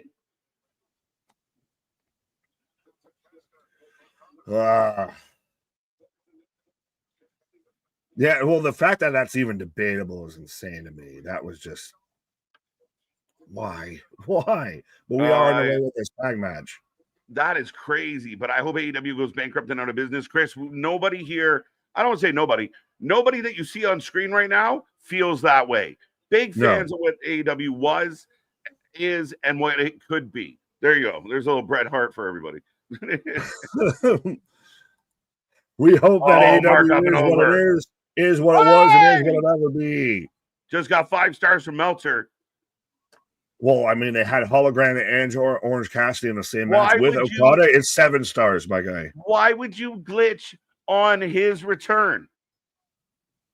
I still, and that's point proven with what you said, is we get a coffin drop. Why put him here? Well, it's just, why do the glitch thing of why start it and then just cut it out? Because that looks really fucking bad. I don't know if that was a glitch or if that was just literally file corrupted and we got a screw up. It wasn't really flickering or anything that gave me the idea that it was on purpose. It just looked like oops. It would be like if all of a sudden all of our backgrounds just started going like, data not found or something like that, and had an error message. It looks like you got the red ring of death on an Xbox kind of vibe. And let's say it is the actual, like what we think it was an attempt to. Why during OC's return entrance? Well, KJ. Yeah, did you even get a full note of Jane played or anything like that? Well, then they left Jane playing right until he was in the ring fighting. I just I didn't hear that.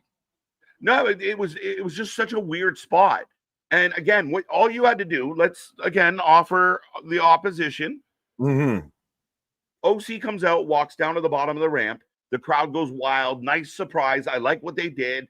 He came out in the shadow box. It was cute. And then you play holograms music, and then you glitch hologram shit. Because he's going after hologram, not OC. The fuck are you thinking? It should have been Orange Cassidy's moment, and Yes.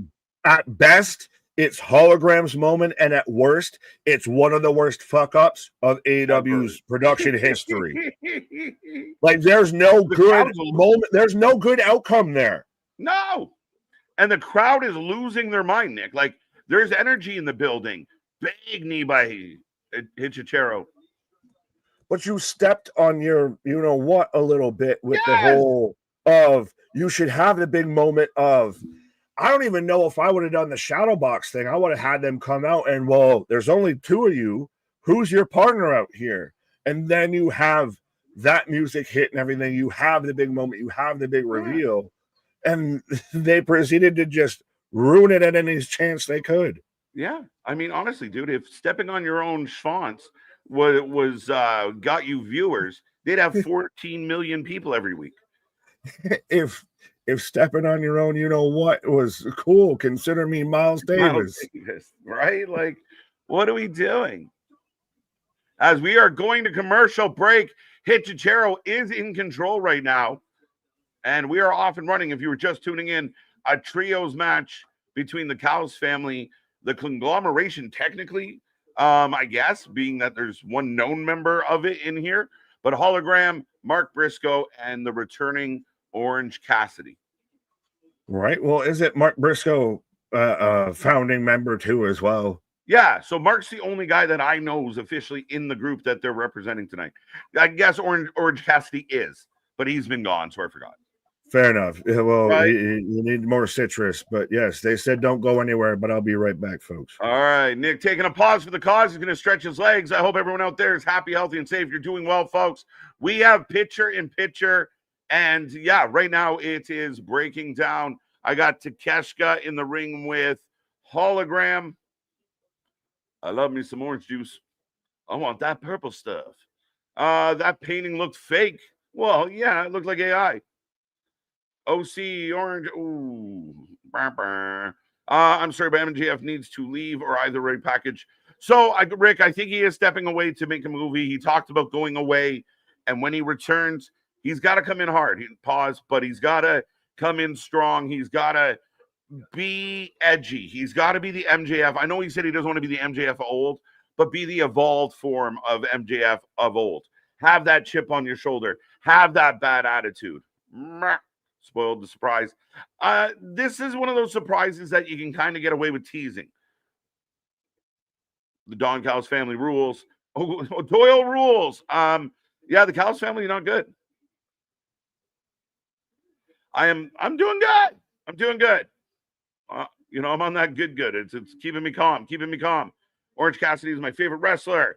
Josh, good for you. And we talked highly of Orange Cassidy as far as when you put him in the ring, he can deliver. There are things about his gimmick I don't love. Like, even if your gimmick is the cool guy, don't be stupid and pin somebody with your hands in your pocket. Don't do that. That doesn't make any sense. Take your hands out of your pocket. You're not dumb. You're cool. So little adjustments, but he can really wrestle. Big fan of what he can do in the ring at times. The gimmick got stale. Again, it's up to the booking. Like we were just talking about with MJF. Now that MJF cut that amazing promo, you have to have him return, and the booking has to complement what he just put out to the world. It's got to coincide. It's got to line up. But right now, we are back to the action as Hologram and Hichichero in the ring, and Hichichero goes up and over onto the apron and gets hung up. I never want AEW to succeed. Nah, that's not cool. Why not? Why? What does it hurt? How could another good wrestling company be a bad thing? Enjoying the stream, fellas. Not around guy. 96. Welcome. Glad you're enjoying. Glad you're having a good time as we are here for all your favorite wrestling. Back at it tomorrow at 8 p.m. And we're looking forward to the preview for No Mercy and Victory Road. Should be a very interesting Victory Road coming off the invasion of NXT on Tuesday. And hey, little bit of a head scissors, almost lost it, caught it at the end. And we're looking for a tag here, but Takeshka into the ring. Team OC for a win. I didn't put a poll up, but I'm assuming OC gets the win. I'd rather have one promotion, WWE, not AEW. I mean, I don't think that's necessary. Variety is the spice of life, Chris. And around here, we watch all the wrestling. We're here for some TNA, some GCW, some House of Glory, Revolver, some indie, even those might qualify, but indie. We watch as much as we possibly can because there's good shit everywhere. Who do you like to see on TV more, Orange Cassidy or Daniel Garcia? Orange Cassidy. Daniel Garcia is so overhyped, so overblown. He's, your default creative wrestler number 7. I'm sure Danny's a nice guy. I'm not interested in Danny, and the booking is not making me interested in Danny. Chris Gallagher, stop spamming. Oh, I see what you're saying. Yes, thank you for that, Boston. Yeah, don't spam the chat, folks. Keep it fun, keep it classy. Yeah, it's not working. I'm way too happy. Andrew Cooley, Tully Farm. What is that? Can you imagine Cena's last match versus Cobb? I mean, it's funny. Yeah, like that's the big announcement. We have traded Adam Copeland for what would they get for Adam Copeland? As we do get the hot tag. Well, and OC comes in and hugs Okada. Okay. Exciting return. Savage. Tell me how you really feel. I can't believe Orange Cassidy has a fan base. I could see why certain fans, got the opportunity to dress up, put on the Canadian tuxedo, throw on the aviators, cool costume. It's fun. He's like, I look at Orange Cassidy the way I looked at the Hurricane. Love the Hurricane, but you can't take him serious. And I think that becomes the slippery slope with Tony's booking. Is he like the Hurricane, or do we actually take him seriously? Is he just like Danhausen, like that kind of gimmick?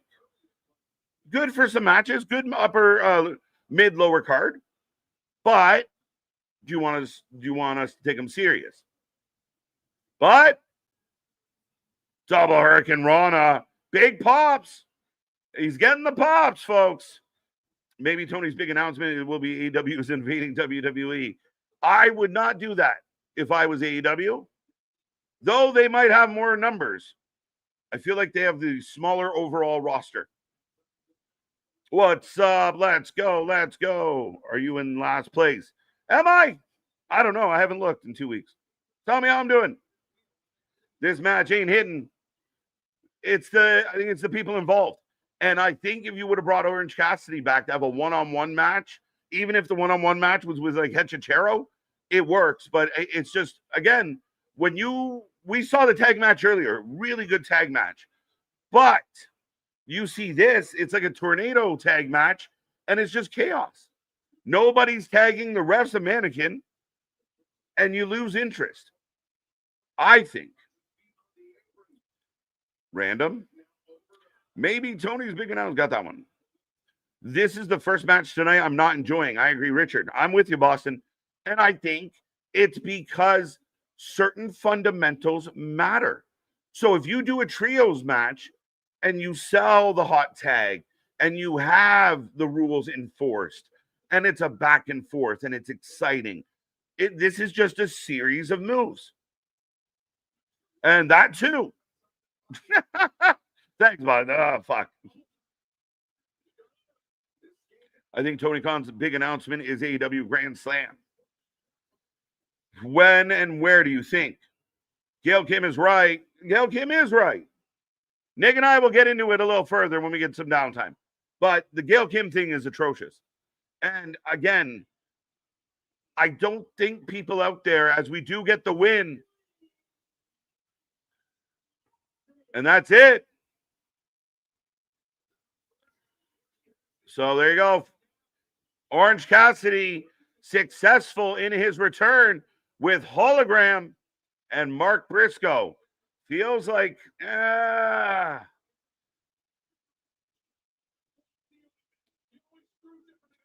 Cal is calling Orange Cassidy the fly in the ointment. And now we got music. Why? Kyle Fletcher's coming out. Okay. See, this is where you had a good idea. You just didn't get there really well. But Kyle Fletcher has a microphone, folks. Rio is a small little child. Chris, take a breath. Woo! Goldberg retired. Yes, he did. I get the AEW hate.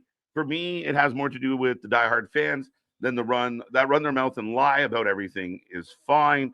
I've tried, just can't get into it, so I don't watch and I tune into KJ and Nick. Bendy, thank you for tuning into us. Remember, the wrestling might suck. We never do. We don't. But here's the thing. I don't dislike AEW. I'm rooting for AEW. I started this channel because of AEW. I started going on social media about wrestling because of AEW. I got back into wrestling because of AEW and Tony Khan, I guess, by proxy. But being honest about what we're getting there's nothing wrong with that. If your favorite sports team has a bad week, a bad game, you're allowed to go to work and say, oh man, the Leafs shit the bed last night. That doesn't make you out of the club. But anybody that offers any type of criticism to that, and I call it the underbelly. It is the disgusting, gross underbelly, the diehards of the diehards. And there's no reasoning with them. Again, everything goes to violence and name calling. I don't know if they realize how bad they actually look, or maybe they just don't give a flying fuck. But it drives me insane. The outright lying blows my mind. The delusion and the collective delusion. It is so cult-like. It is creepy. And Gail's not the first victim of it, and she won't be the last. Jim Cornette's always right. Oh, shit. All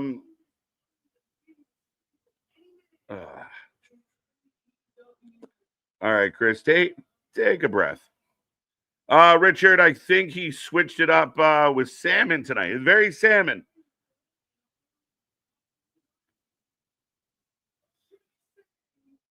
So now Fletcher's talking to Hologram about Hologram's streak. He's 34-0. Oh, okay, Hologram is going to get a title shot out of left field. And right, he is 34-0. Did anyone know? Did anyone care? I didn't. Kyle Fletcher, one of the best stars in your company, is going to wrestle Hologram. And you know what's even better? The clonogram is going to fuck that match up. There you go. Kyle Fletcher and Hologram. Who's pumped? Sickos. It's just going forever. Gail Kim doesn't deserve it. No, she doesn't. OC comes back to push Hologram. So this is OC's big moment. His entrance gets fucked up, and then his celebration gets cut off. So a Hologram can get an angle. Help me understand. And again, like we were talking about, the sick underbelly that don't want to hear any of this shit, that are just sitting at the edge of their bed with a tube sock loosely wrapped around. You get me. But again, what is it that you like about it? Why is pointing out that you just fucked up everything for OC a bad thing? And speaking of bad things, you don't know what I do with tube socks. Wait, what? But I said, you don't know what I do with tube socks, because I got Mina Shirakawa backstage right now. Again, another Ring of Honor champion. Why are all these fucking people here? Because they're not ever on anything worth a fuck to watch. And I enjoyed this show until Kyle Fletcher comes out, and the second he said, "But I'll see you, Hologram," and I was like, oh no. Why are we using OC's big return? We hyped it through a pay-per-view, through all of this show and everything for goddamn Hologram, for Tony Khan's creator wrestler. This is my career mode in real time, in real life. Why? Oh, shit. Mina flipping the bird, or the fist. But no, I don't get it. OC's entrance gets botched, whether it was a glitch and you were trying to sell the story, or it was an actual oops. But either way, that gets fucked up. Then they get a W. He's celebrating, and the TNT champion comes out and challenges Hologram. How many matches on Dynamite has Hologram had? 4? I think they've all been on Collision. Well, anytime he's had a match for the most part on Dynamite, it's been in a multi-person tag match. I will say quickly, when I heard Fletcher coming out and everything, because I was on the pause, I was like, okay, that's not a bad shout at all. OC versus Kyle Fletcher, I could almost see maybe where that's what you brought in Orange Cassidy back and everything. And that's why the second he said Hologram, I'm like, oh no, you have just taken this moment and soiled it. I don't get it. OC is like one of the backbones. I don't want to use the word pillar, but one of the OG AEW guys. He was your longest reigning TNT champion, or the one that doesn't exist anymore. But your Continental, the longest reigning. No, it is still there. It's still peripheral. It's now incorporated in it's the somewhere. Triangle of Doom there. But you have this big, it's a big deal. Orange Cassidy coming back, and you book him in a shit match with shit people, and then shit all over him. That certainly shows the dexterity of the word and everything. But yeah, they very much just wasted all of that opportunity from already. And because listen, folks, I've been telling this man for since the Dynamite before All Out and everything. Or no, it was All Out where they announced this match and everything. I was like, OC's coming back. I'm excited. OC's coming back. It's going to be a big thing and everything. And they proceeded to take the piss out of his entire entrance. I still don't even recall them giving him much. It was blink and you miss it, and I didn't even hear the music because I was talking. Yeah. And the match was already going so great that I felt like I needed to take my pause because I can miss this. Yeah. And then Fletcher comes out and challenges Hologram. Yeah, no, absolutely. It blows my mind that was that's the direction they went. And again, like Knockaround says, Kyle's amazing. He's one of the best guys in this company, and you continually fuck up his booking. Yeah, well, they do name somebody that they don't at this point, right? He's so talented. He just needs time. I think Boston said he needs a little work on the mic still, but he is 26. He's only been on TV for a couple of years. He's really, kind of boxing out of his weight class right now, but he's rising to the challenge.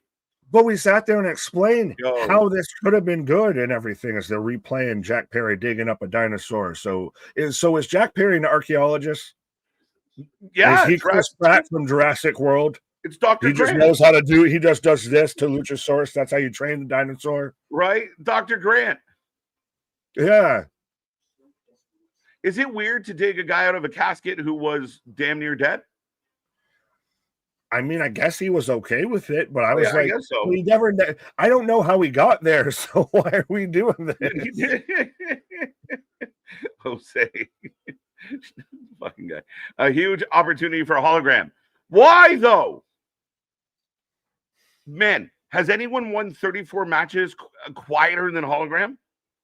It was all illusion, folks. Yeah, he's the only one that everyone still notices that they're keeping stats on and everything. Right? Exactly, C-Money. You get me. OC's return felt unimportant. Insignificant. Again, Fletcher should be fighting someone good. This is where we sat there, where I went through and I cut the damn promo for Fletcher of how you set up all of this and everything. Next week, Dynamite 6, by the way, the anniversary show next week. The 6-year anniversary and Jurassic Express returns. Have you seen much said about this until I feel like this just crept up on us? Yeah. Like the Dynamite 6. The music. I can't lie. I'm a mark for them, but also, and the song especially, but also at the same time, I don't get how two guys who were working heel before this just obligatory became babyface behind the scenes for no reason, for no true motive that I know of. It just seems like Tony seems like he's just trying to rewrite history, like just hit the refresh button. Well, they sweep everything under the rug, but I feel like now in 2025, the rug's getting quite lumpy, you know? It's like Dr. Seuss in here. Like, what the fuck are we doing? Right. Well, and I love this from Knockaround, who was saying he appreciate you. I appreciate you too. It's nice to be invested in a channel and have your comments read for once. Yeah. I wasted too much time on channels that ignore the chat. This is what we have been founded on. This has been our backbone, our pillar, qu'est-ce que c'est, with this channel. So absolutely. No, welcome. And we try and answer as many as we can, folks. And again, we reward, the fans with prediction titles, and we do the top 3. We acknowledge our chat. And I don't believe there's anybody out there that clicks on more chat messages than we do. And we built this channel on the back of everyone out there. So thank you. We built this city on rock and don't forget, we're pushing for 10K. Yeah, we just hit that 7.5. Is we got Claudio versus Hobbs now. Yes. You and I argued about this briefly before we went live. I like this. I think this will be a good match. Everything about this has the opportunity. This show has been good outside of the OC shit. Surprisingly, this show has actually been good. It started well, but now we're getting it's like we're fucking rolling the wrong, but we're off and running. Jumpstart. Get your predictions in, folks. And there is a poll up as well. Get your votes in on who wins, Hobbs or Claudio. But here, at All Out, you had an opportunity to have a trios title match. The Ops versus Death Riders. And they didn't do it. Now, you just threw in a random team, and they fought a tag match and a singles match against other Joe Blows, and then come back on Dynamite and go back to the Death Riders. Why would you have the random team on the pay-per-view? Anybody? But you're actually doing this thing called long-term storytelling and long-term booking, and we don't do that around here. We use it. That's a term we get to use when we want to use it and how we want to use it. That's like an adjective around here type of shit. It's crazy. It's a good match, and I see we talked about that fully. Of you could have just done the Death Riders versus the Ops for the trios belts on the pre-show. Instead, we're gonna get a better match than what we got on the pre-show from any party involved, but with Claudio and Hobbs. Yeah, we're off and running, and Hobbs all over Claudio to start this one. Dun, dun, dun, dun. Mr. Chris, I know you're new here, but if you're just gonna say random silly stuff, you're gonna find yourself in the penalty box, sir. Yeah. Shabata. I'd rather see Hobbs as part of the Hurt Syndicate. Fucking A. Why wouldn't you? That makes sense. I don't know what to do with the Hurt Syndicate at this point. Nobody does. They beat, the Demand after the whole MJF story just disappeared. They're not tag champs anymore because they got run off by the Demand. So they're just kind of floating. Like, I hear more about what MJF has to still say about WWE and Triple H than I hear him talk about anything going on in AEW. Right. And again, both men rolling to the outside, Nick. Hobbs and Claudio. Right. A little bit of here we go. Yeah, Hobbs was very much just spamming the power slam, though, the portion of that match. So we're going to end the poll. 57% of the chat taking Hobbs. You have opportunities, and Tony says it all the time. He has the best roster in the world, and that's debatable, but they have a really good roster. We just got to find ways to use it. The Hurt Syndicate's a perfect example of, where do you go? And even Ricochet, I kind of feel bad for it. You put him in a faction, ouch. The stairs. Hobbs going on the steps now to those weigh 10 pounds or 10,000 pounds. It depends who you ask, but don't you feel like they, like Ricochet didn't go over on the go home show, got his ass whooped, and still lost at the pay-per-view. And this guy's trying. Yeah, but you're the job guy. You're the douchey bag heel, and it's one of no. I agree with you. He's not gonna like it. Well, I'm sure he'll tweet at me about it. But it's one of those. I just don't.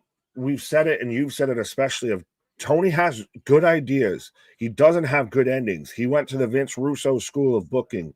I know how to come up with a creative and a catching storyline. I just don't know how to write an ending. I can write you chapters 3 through 5. I can't write you 1 or 7. I do think it's kind of very in the like Tony books for moments. Like we're gonna do this big thing. Like I said, we're gonna bring Edge and Christian back in Toronto, but he doesn't really like. He books matches, not stories, for sure, and that's why the pay-per-views kind of outdo his booking most times. Can we get a best of 3 series between Brody King and Powerhouse Hobbs? No time soon. Tony's big announcement: the Hoss division. Finally, we're getting a big beefy boys slapping meat division, and we're just gonna sit there and have it's gonna be a fucking raw steak on the the championship. So, Nick, just to recap, it's 9:30 Eastern time. The show started off real strong. Quick little hit from Hangman, which was good. You had the opening match, which was real fun. The tag match was a really, really good match. The Hangman match wasn't bad, even though I don't like it being a thing. And then the show seemed like the last half an hour here has seemed to lose its legs a bit. OC shit ends up being a mess. The FTR thing was awful with an H. Well, and we still haven't fully touched on it of how do you feel about Willow just, in my eyes, big dogging FTR, of literally FTR going from one of the greatest tag teams current doing it to now they're out there and Willow saying, hey boys, if you want, you can take it from the top again, or you can just get out of the ring. Like that is the most big dog shit I've seen in a minute. Right through them. Right. And this is one of your top heel tag teams. You could have put them in the direction of the tag champs or did something else coming off this Edge and Christian thing. But now Edge has gone home. Christian is MIA. Yeah, that makes no sense. FTR is arguing with Willow. And getting jobbed out by Jet Speed, who should have been fighting Gates of Agony, which still was a really good match. There was a lot to really like about this. Go ahead. No, just quick question. So Willow was shown in the back with the conglomeration. Who I didn't see in that video was Jet Ski. So Roddy, Kyle O'Reilly, OC, all these guys that were in that package that are in the conglomeration with Willow. Not one ran out. Jet Ski, who wasn't in the package, they came out to help her. I really didn't even catch that fully until you just pointed that out, but that's an amazing point because we talked about how Roddy and Kyle O'Reilly should be a tag team. You're telling me you couldn't have a good tag team match between Roderick Strong and Kyle O'Reilly versus FTR? That's not a fucking Dave Meltzer wet dream 7.5 stars, just before the bell rings match. Well, man, I mean, again, it's a lot of these questions. And again, where there's positivity here. Like, it was a good start to this show, and it's not even that bad right now. Like, this match is not bad. I'm enjoying this match. I check out when guys like Hologram are getting serious pushes. Well, this goes back to our whole discussion with All Out and everything of overall, it's a good show. Overall, I have enjoyed tonight. I say, for the sickos out there, I have been sports entertained. But there has also been flaws, and I don't like the fact that I can't say there was flaws without pitchforks and torches being lit and everything. Yeah, we're definitely talking about that. $2 super chat from Spaz. It's getting late. We do have to kind of dive into it, but why is Hangman, I said, steamed hams or Borealis? Or I don't think did we spell that right? I think Spaz just combined about 3 sentences in his brain at the same time. He's trying to make the Simpsons reference of, the Northern Lights and steamed hams, but I think he just combined it all into one sentence and it didn't work out right. GOA beat the Hurt Syndicate, but then got fed to Brodito. Yep. Yeah. Again, it's just these aren't like in the scheme of things, all these little mistakes add up, but they're fixable. They're fixable. They're very fixable, and think about it. Again, we have mentioned this at multiple times just tonight. Big superplex of things that are very easy, quick fixes. Like we're out here on the Vitamins, literally live doing a stream, and can come up with better creative ideas on the fly than what they've planned out. So that's an issue. For sure. Like Tony said, like they're trying to get better. I don't know. I feel, again, everyone keeps saying 2025 has been their best year. It hasn't been. I'm sorry. I can't buy into that. I was here in 2023. I was here in 2022. I've been 10 toes down on this. I will agree, though, that AEW is good for wrestling. AEW, again, well, it was Chris or somebody, I don't want to name names or anything or say a wrong name, that was out there warning the downfall of AEW. No. Right. AEW is very valuable to the ecosystem that is pro wrestling. Even if you want to say it doesn't have the best roster, it at least has arguably the second best roster in pro wrestling right now, for sure. 100%. It's got a great roster. And I think that's where some of the fans want to spin it as, oh, you hate is coming, you don't get. No, we get it. But we know it could be so much better. And it would help sell tickets. And it would have people talking, oh, shit, man, did you see AEW? This went down. But people generally, if someone reaches out to me about AEW, it's like, bro, did you see what happened now? Like, really? The guy was kidnapping? Like, it's always that shit. How many people said negative things about WrestlePalooza? Lots. How many people sat there and said, well, if you don't like it, don't watch. Oh, well, I guess this isn't for you and everything like that. No, right. Because that's the thing is when you can actually critique a company and have a discussion about what you're watching and have a back and forth and have a discussion instead of working in laws of absolutes, which seems to be the sicko MO of. That's the thing. At this point, they're just AEW. They're all elite activists. They 100% just go hard in the goddamn paint. To no resolve, to no sensible conversation for all elite wrestling. There is no talking to them. There is no. If you say something negative in their direction, you are the Antichrist. Listen, when you say to somebody, hey, man, I think you're making up these max numbers, and the response is, pick a time and place and we'll fight about it. There's a problem. There's a disconnect. The synapses aren't fully firing or anything. Like, what are we doing? We got stretched down and Liam Gallagher, Pac fucking showing up. Yuta. Yuta. That's Pac with that's Yuta with short hair as Pac. Man, that looked like Yuta from the distance. I'm sorry. That looked like Yuta from afar. How far were you watching that from? Were you watching it from another state or something? What? They were all black and he's shaggy. Fuck, I was like, help me. Bro, he is not as shaggy as goddamn Yuta. Yuta, you got to sit there and pull back the curtains to see. Right. I just don't like the weird curls on Neville. Hobbs gets a little bit of revenge. Claudio dumped to the outside, and Pac ran away from Joe. Hey, so guess what? We're building now to like a trios match, I would assume, because we've at least got. Oh yeah, here we go. Now here comes Danny and Yuta. What the fuck? But you had them involved in this. Then they fought nobody at the pay-per-view, and now we're back here. I just don't. It's gang warfare, and I don't get it anymore. This is like DOA and everything. Oh wow! Hangman. Really? I thought Hangman was done with this bullshit. Why you? He should be. He goddamn should be. Perma flowing too. Calgon, take me away. Yeah, just flowing as he stomped down. But they get rid of the Death Riders. I felt like Adam Page was moving away from the Death Riders. He should have been. This should have been. Well, we should have, as a company, been moving away from the Death Riders, but I digress. But yeah, so now what are we gonna? Instead of we're gonna dance around this goddamn trios match this whole time. We can't have a 6-man match. We can have a tag match. We can have singles matches. We're gonna set up an 8-man tag match. Why is Hangman here? Is Shibata like not in the country? They have a third partner. And they shook off Hook for nothing.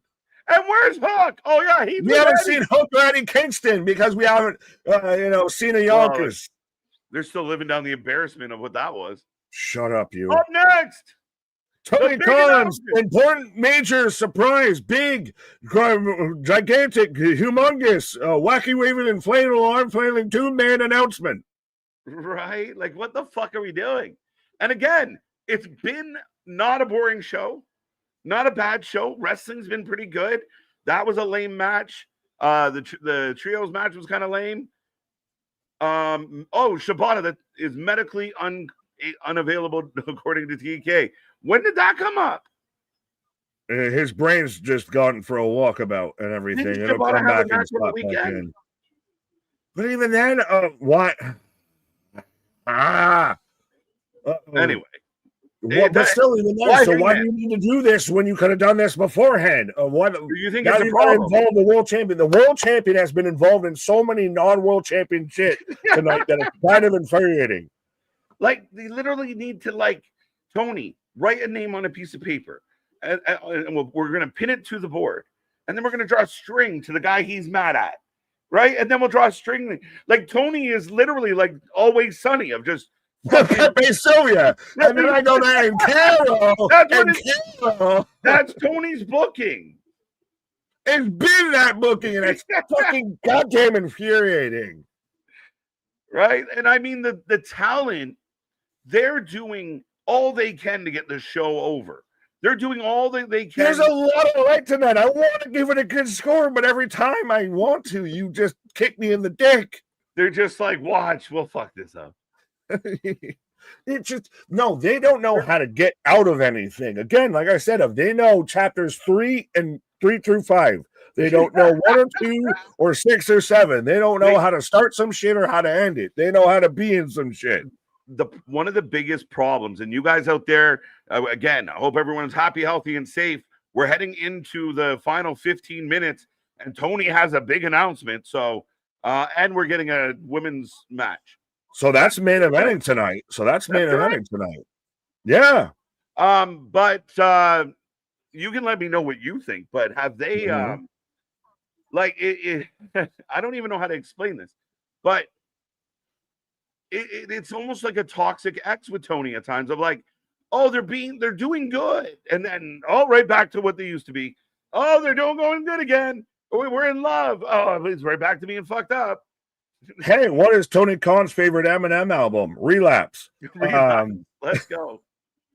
Now, real quickly, we are on a commercial break. I know we probably can spend more time on this tomorrow, but Gail Kim was critical, not even critical, gave her opinion about Riho, made her uncomfortable and why, and explained it eloquently, professionally, maturely, and she got eaten alive by the sickos. Like, yes, I have one of the, because it's a 4-part tweet. I have one part of it. Do you think that Statlander versus Mina is main eventing because Rhea Asuka main evented Raw? Possibly.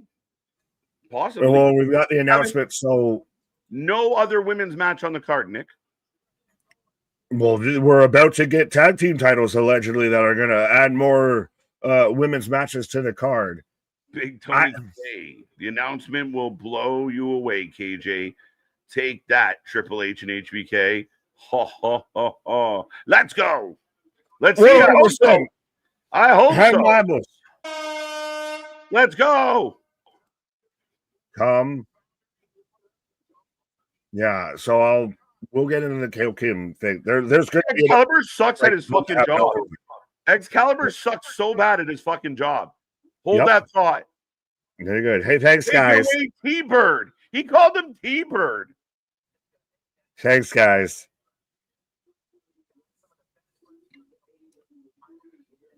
Tony, blink if you're in trouble.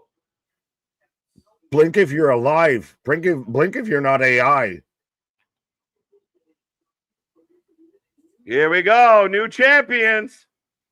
Son of a bitch.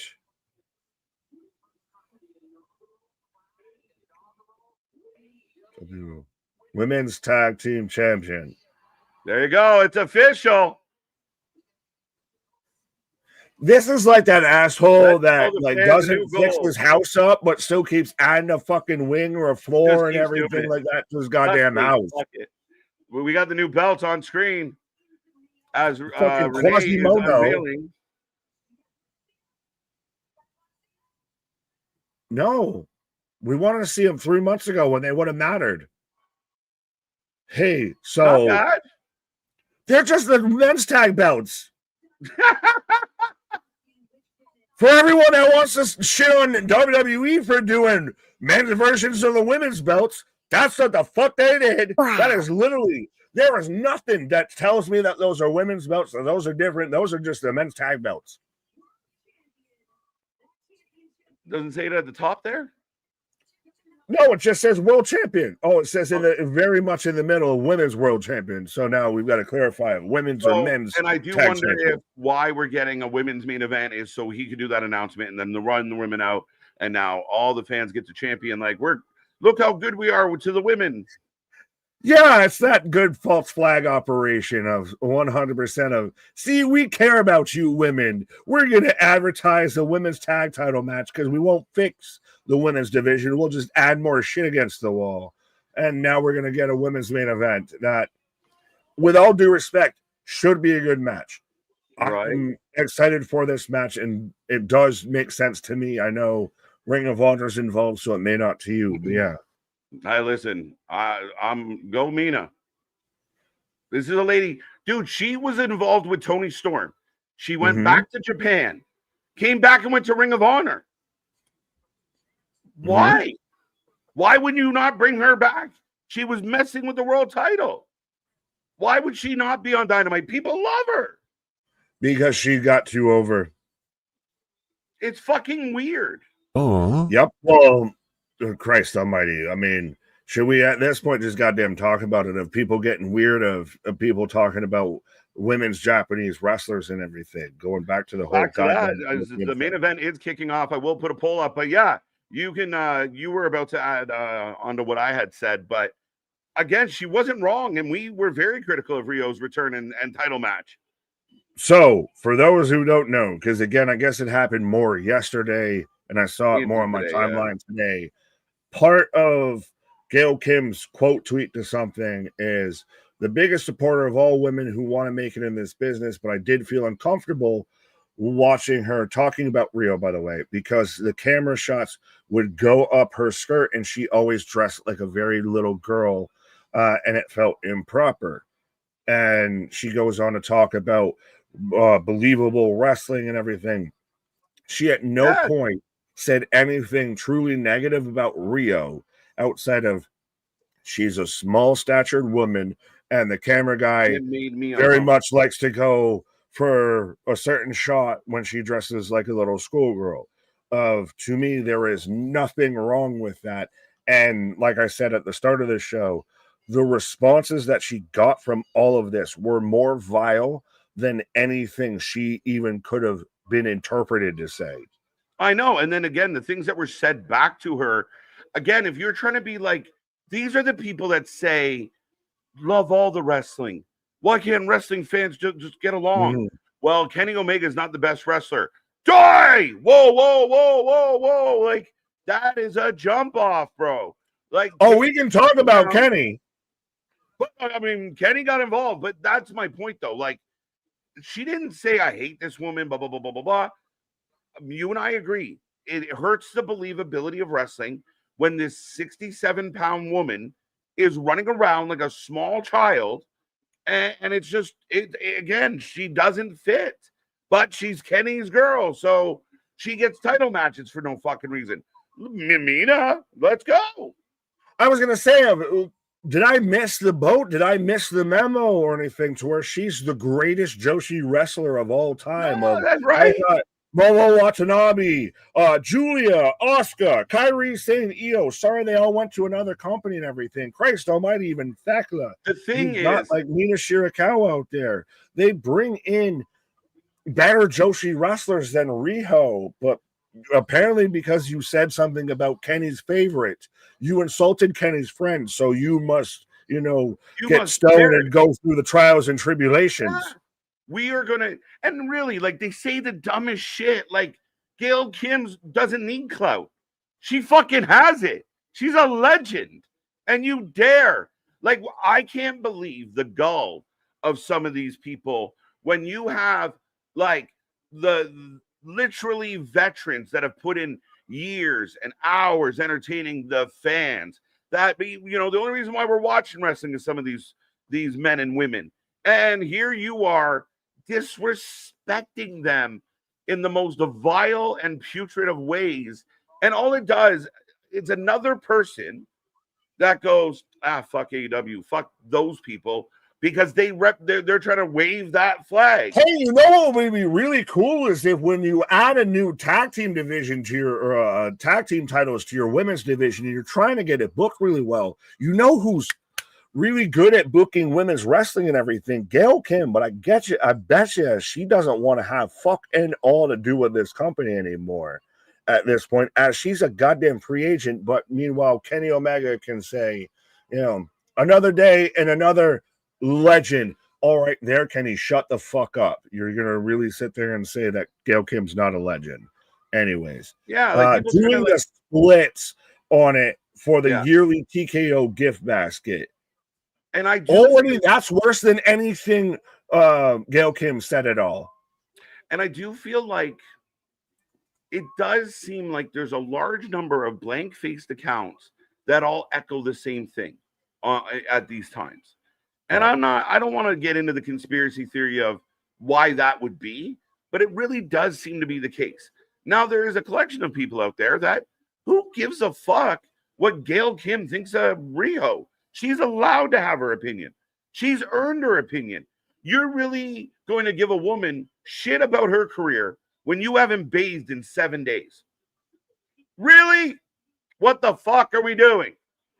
When you might have people in your basement, but you're going to sit there and critique about... My God! I didn't say nothing. If you know, you know. If you don't, My God. There's nothing to see here. But you're going to sit there. And again, she said nothing about her talent. She said, I don't like how she's booked.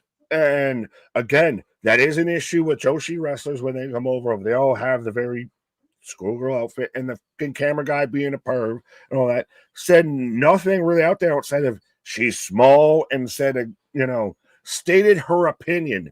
It's so funny for, especially at least on my end, for a country that wants to make sure everybody can say their opinion. How quickly, when someone says their opinion, you want to tear the fuck out of them and everything. That's the thing is there has been so much more foul shit that's said 10 times worse.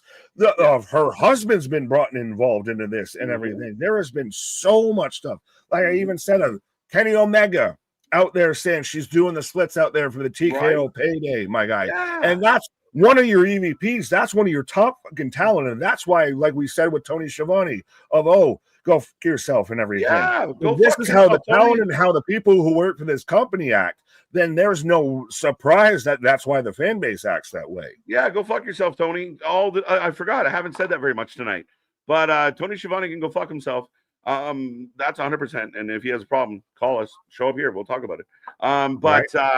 No, I mean, again, it becomes the dilemma of everything of, like, you don't work there. And it's okay. Like, I don't get this disconnect or this vile underbelly that just, it's everything to them. It's just everything. It's their identity at this point. Like, we have not agreed on 98% of everything that has really kind of happened tonight outside of, one or two things. But we still can have the discussion, still at the end of the day, enjoy the show, everything like that. It's that weird, like, because she said that she wasn't a fan of Rio and the camera guy and everything, and it just kind of came off weird to it. I understand that. I know you know agree that. with that, but I'm more getting at the base level of that's her opinion, Yeah. nothing more. And they want to crucify this woman. Mm-hmm. Well, but we've seen it. We've seen people that rock that AEW logo, not just kidnappers, but like actual fans, like day in and day out. One and the same. Maybe we've seen podcasters rock that shirt, and when the podcaster changes their opinion, now he's a piece of shit. We've seen people that worked in the company come out. Oh, this is my experience with AEW was bad. Fuck you, rage. All I said was my experience was bad. Imagine, you know, for these people out there, imagine you put your, this was my experience with this situation. And everyone came out of the woodwork just to tell you what a loser you fucking are. It's ridiculous. The sickos are the Scientology of wrestling fan bases, as Hook and Eddie Kingston are taking on Big Bill and Brian Keefe on Collision. Welcome back, Eddie. Right. Well, and we've got the Acclaimed reunited just because again, I think it's a lot of Tony's just like, how do I hit the rewind button here? But yeah, to me, it's I've said it before, and maybe we need to make merch of all elite advocates, because that's what this kind of feels like now at this point of everybody's, super soft and sensitive of, oh, she said something mean about Riho and she's got a bit of a credibility, so she tears down. We must tear her down. Listen, I bleed blue and white. And if someone said to me, man, the Leafs fucking suck, they're doing terrible this year, and they were in last place, I wouldn't go, you should die, and they're actually in first. They just haven't printed the right numbers. What? It makes no sense. You're only mad because you had to marry a Caucasian person for your husband and everything. What the fuck are we saying? But anyway, we do have a main event going on, and it has been good. And I like Mina. I like Statlander. And I have liked the show. I have hated the fan base. I'll put it that way. That's it. Like the fans are a problem, and they're relentless. But they get led by the fucking talent and the executives and the commentary. But Meltzer, Kenny, Tony, they lead by example. You want everyone to love all the wrestling. You want to be more welcoming. Then you have to be that way. And when you're telling people out there you don't like our show, go fuck yourself. That's what these maniacs are saying. And they go to the extreme end of it. That's the thing, is you literally have extremists. Yeah, man. Like, it is fucking madness. Like, to legitimately wake up once a week and put out fake numbers. That's dedication to delusion. I mean, I'm not going to go too far, but I grew up. My country's familiar with that. Yeah. Yeah. Right. I was expecting the AEW's women's tag titles to look better than the WWE women's tag titles, but they're not. I don't mind them. Again, I don't get so caught up in that shit, but I thought they looked fine. I wasn't even expecting them, even though I know I championed them at one point at this point. And they look exactly like the men's titles. So everyone that was mad about the way WWE's titles looked can shut the fuck up. Yeah. Oh, you surprised no Monet tonight? No. She put in her fucking pre-pay-per-view. Her one moment a month. She'll be back. She's got to go out and win 2 more titles. Then she's going to come for Stats title. And Stats title will be the record-breaking title in their fucking head. Well, is that the thing? Can you be the belt collector if you're not even the world champion, your home company? But instead of making Tony drop it, they're going to make... Exactly. We said this when Stat dropped it. We said that's why they would have someone drop it from Tony. Right. Let's see if they let me wear... wear a shirt over the shirt. And then when you get to your seat, take the not fuck Meltzer shirt off. And then bring a sign even if they take all the shirts off and everything. Holds up a sign. They took Be noticeable. Get spooters and everything, my guy. Right. Let's go, folks. How are we feeling out there? Do the CM Punk and bring the megaphone. Oh, I just brought this in case Did she just win by another roll-up tonight? But that was a kind of quick ending. 10:01? No, there's going to be an aftermath. Britt Baker? Well, that's what I'm wondering of now. What is it going to be? So it's like a whole like big women's thing here tonight. Tag. Oh, wait. We got company. Yuta. It's not anybody. It's Yuta. It's actually Yuta this time. Is he going to celebrate with it? Yeah. Oh. Well, fucking Shaggy Dog. So we have all of the Death Riders, and they're hugging it. She's hugging it out with Shafir. So Chris Statlander is officially, I guess, part of the Death Riders. So in a giant story of I don't know who gives a fuck. Oh, something's happening. Marina's going to take out Stat.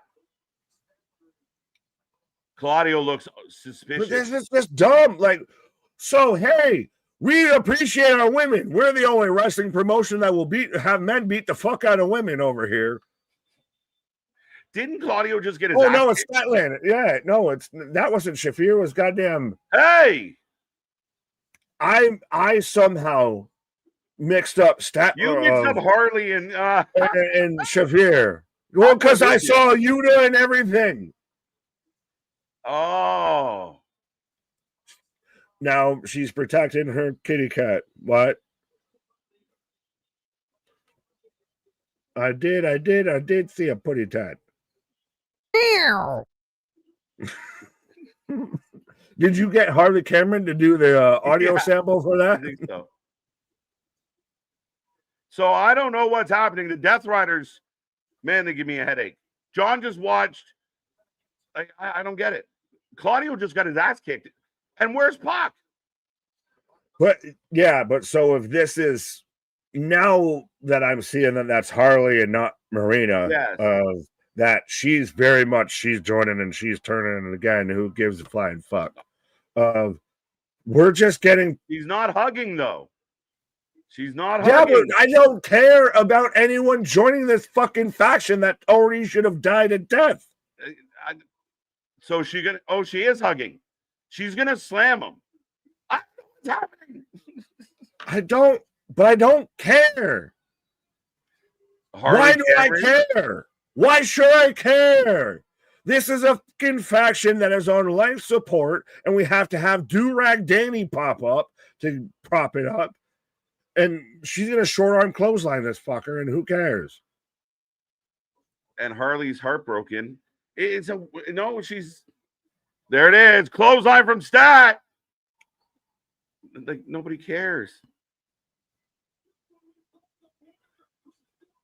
What would it have mattered if she turned anyway? So why should I be invested in that she didn't turn? Oh, and just double fingers to the face and runs off.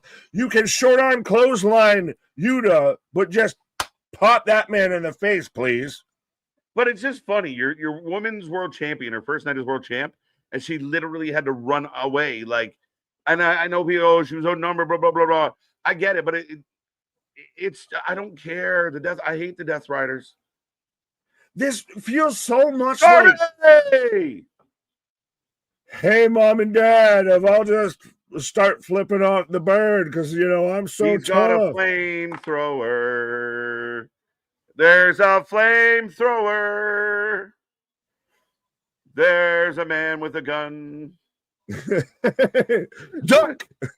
Ladies and gentlemen, Darby's got fire. What the fuck are we doing? I've seen Darby Allin with a flamethrower setting things on fire more than I have seen him compete for a world title. So he's just walking down. So this guy with a spray paint can and a Bic lighter fucking was more dangerous than he is with a goddamn flamethrower. This is so bad. This is fan fiction. Oh, Moxley falls over the stairs. Lawsuit. Oh, no, Darby. You have a flamethrower. What in the Vietnam is this shit? This is so fucking dumb. This is edgy shit to be edgy. my guy. Again, this is like, hey, you know what'd be cool? She just flips off the crowd and everything. Tony got the worst edge of DX and the Attitude Era and everything. Yeah. Oh, wait. There's Pac. Where was he before? 1 Pac, 2 Pac, 3 Pac, No 4. Pac, No Pac, he's Pac, no Pac, none. Like, what have we done? This is like... He's licking the gun. What? That's things that probably shouldn't be said. Yeah. The flamethrower. Darby's got a mic and a flamethrower.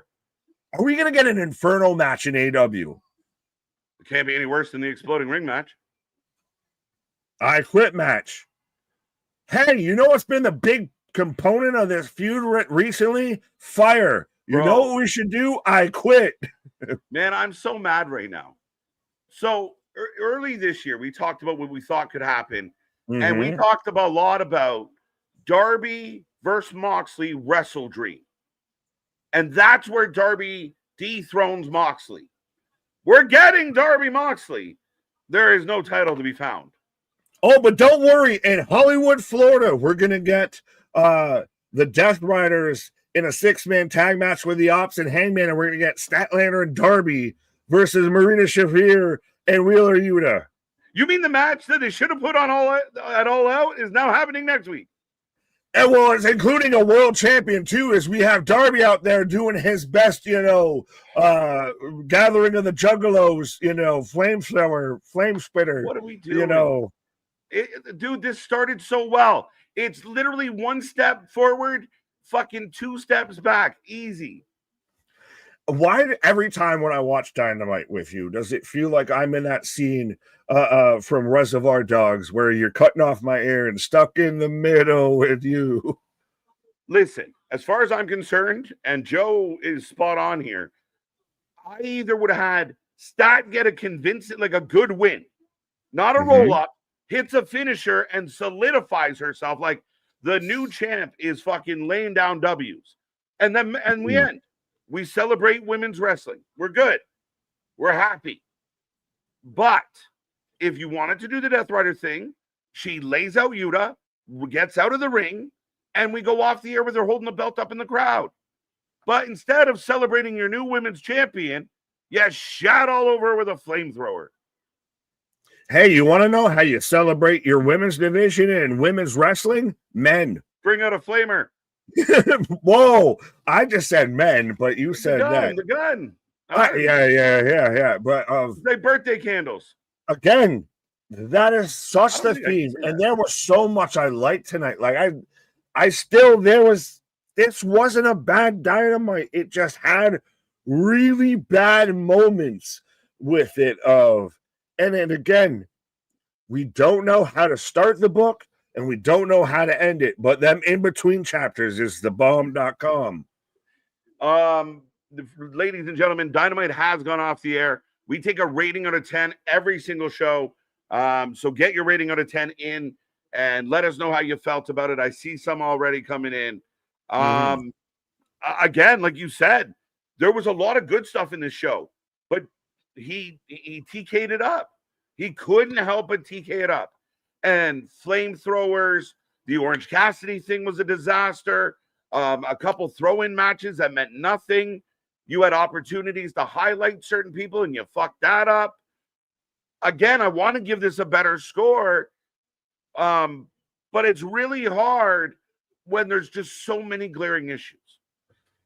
The biggest fault to me, and any diehard sicko I'd like to see disagree, of everything they built up for this show that I was supposed to be excited for, failed and fell on its fucking ass.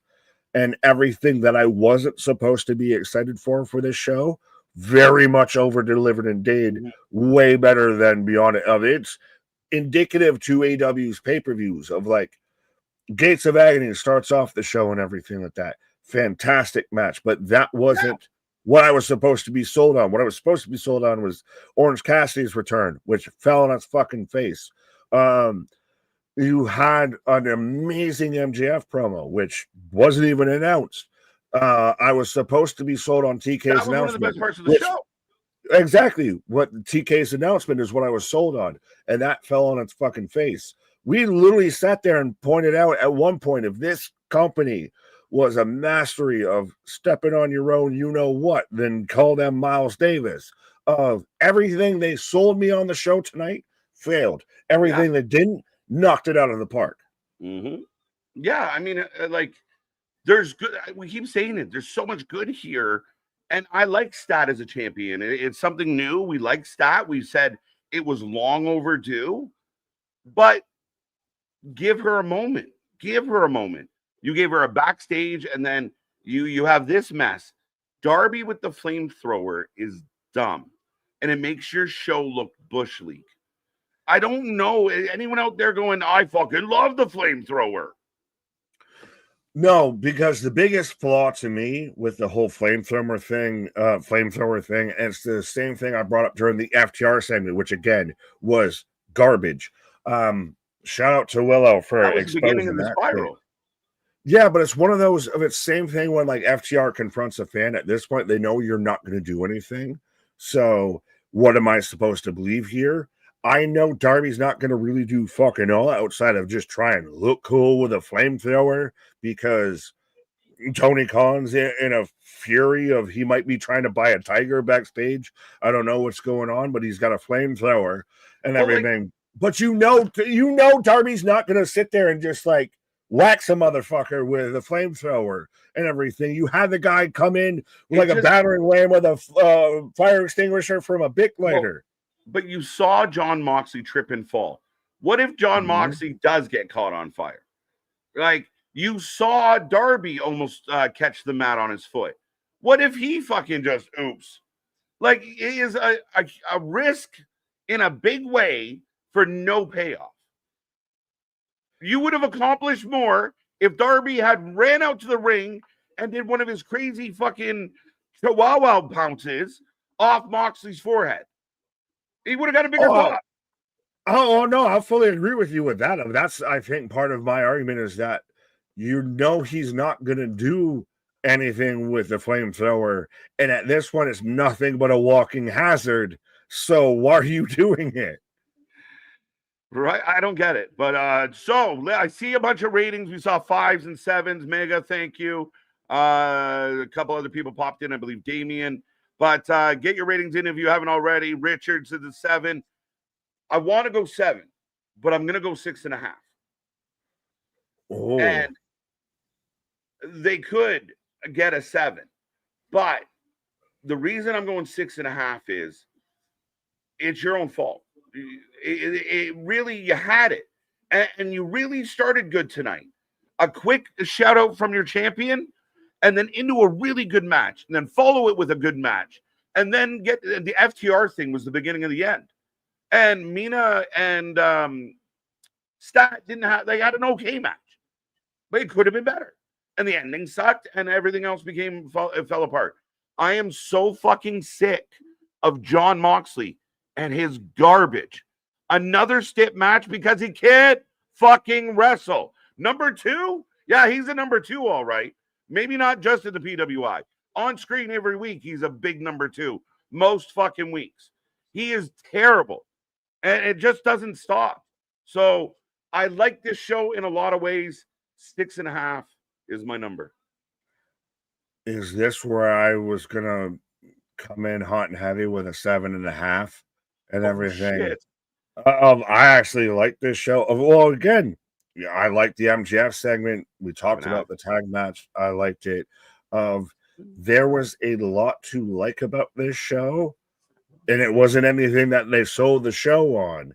It's that weird, again, it's the same issue that All Out ran into of everything that they didn't sell the show on worked really good, but everything that they sold the show on was over convoluted and didn't fucking come across well. I mean, if we have to come to a compromise, I can meet you at the table at a 7.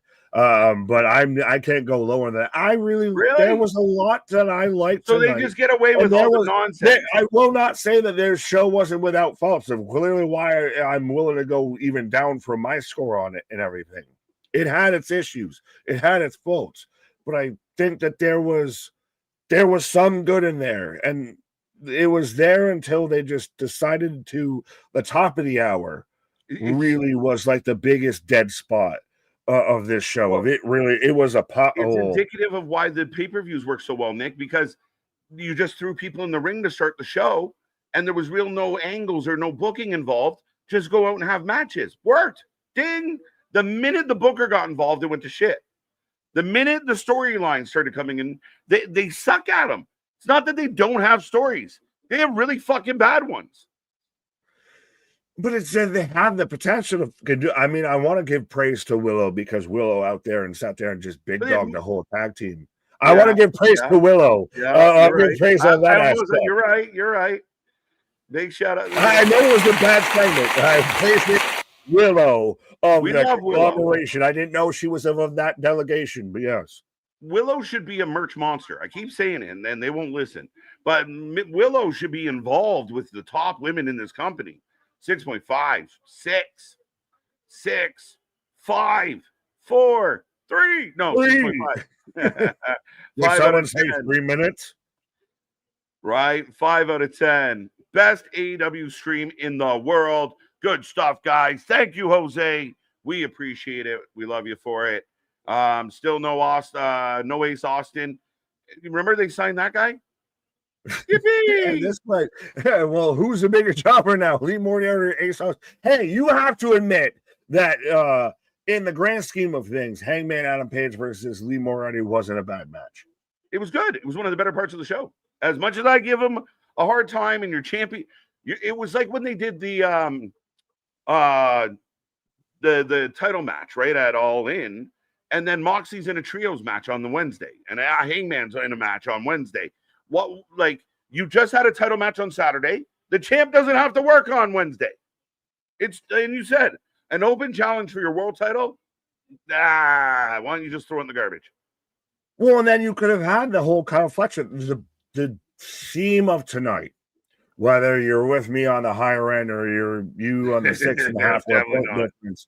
But I'm saying it's a fucking stick in the spokes night of they have no one to blame for their fuck ups besides themselves. Of Kyle Fletcher's open challenge for the TNT title should have been the thing instead of you could have had Kyle Fletcher versus Lee Moriarty tonight instead of Hangman Adam Page. I know again. No. In my mind. I don't want to interrupt, but dude, it was right there. So simple. Open challenge by Fletcher. OC answers. And I know you said, well, OC has to win. No, because Callis can cheat. And now you're right into a storyline. Right? Well, that's where I thought they were going to go with at the end of that tag match and everything. And then he says fucking hologram. And that's when we just were lemmings and we jump off the cliff at that point. It was all downhill from then. Dylan saying 7. He said he was at a 7, then a 6, and now because of you, he's teetering at a 5.5. Right. And again, like Jordan said, like they're over pushing violence, but they're not over pushing violence. Like they're over pushing.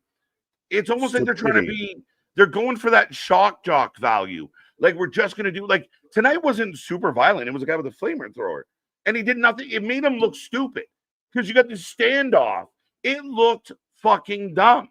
So yes, they go to the violence, like the tax and stuff, and they do it too often. But a lot of the violence they do are like in moments. Like it's not like a violent sequence. It's just a violent thing that is going to go viral. I can't wait until in 4 months when Ringsider News has the story of Vic Venom. This is going to be one of those for anyone who knows the old school WWE lore of Vic Venom, aka Russo, is a consultant for AEW's creative and everything because this screams of that. So again, you have a guy with a flamethrower who comes out after everything and can't use it on anything, but he's just going to constantly look intimidating against your guys who are badass, who drive the fucking Ford F-150 and stick forks in the ear holes and everything like that, and put plastic bags and poison down people's throats and everything like that. It is so much shock jock extreme shit that I don't know how you walk it back off the cliff you're at. I don't know. And again, we've seen it before. Really shit matches with, oh my God, he landed on spikes, so the match was amazing. And that's what they've been getting away with. But eventually it's going to burn Tony Khan. Tony Khan's going to push too far and fuck up. And I don't want to see it. But they keep, like, it doesn't make sense. And if you're going to take a risk, it's got to have a payoff. Tonight, him running around with that flamethrower meant nothing. It's just a joke now. Literally, I'm surprised he didn't have the fucking, puffy, pink outfit and everything like that. But I'm feeling very much of hold me now. I'm 6 feet from the end. Yes. All right. Well, Safed, the women's main event on Raw, closed the show with the women with the heel turn on Raw this past Monday. Similar? No, not similar. The only thing that's similar is that they both were women. That's the only fucking thing. If one was talented and what, we got the. No. Well, I'm not even going to argue the matches. I'm going to argue that like just the Safed saying the very similar story to the idea of like the whole: are you going to turn or you're not going to turn? But at the end of the day, I mean, I think Monday did much better. Oh.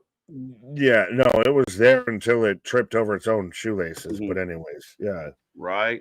Is this the fan base that enjoys good pro wrestling with no story advancement?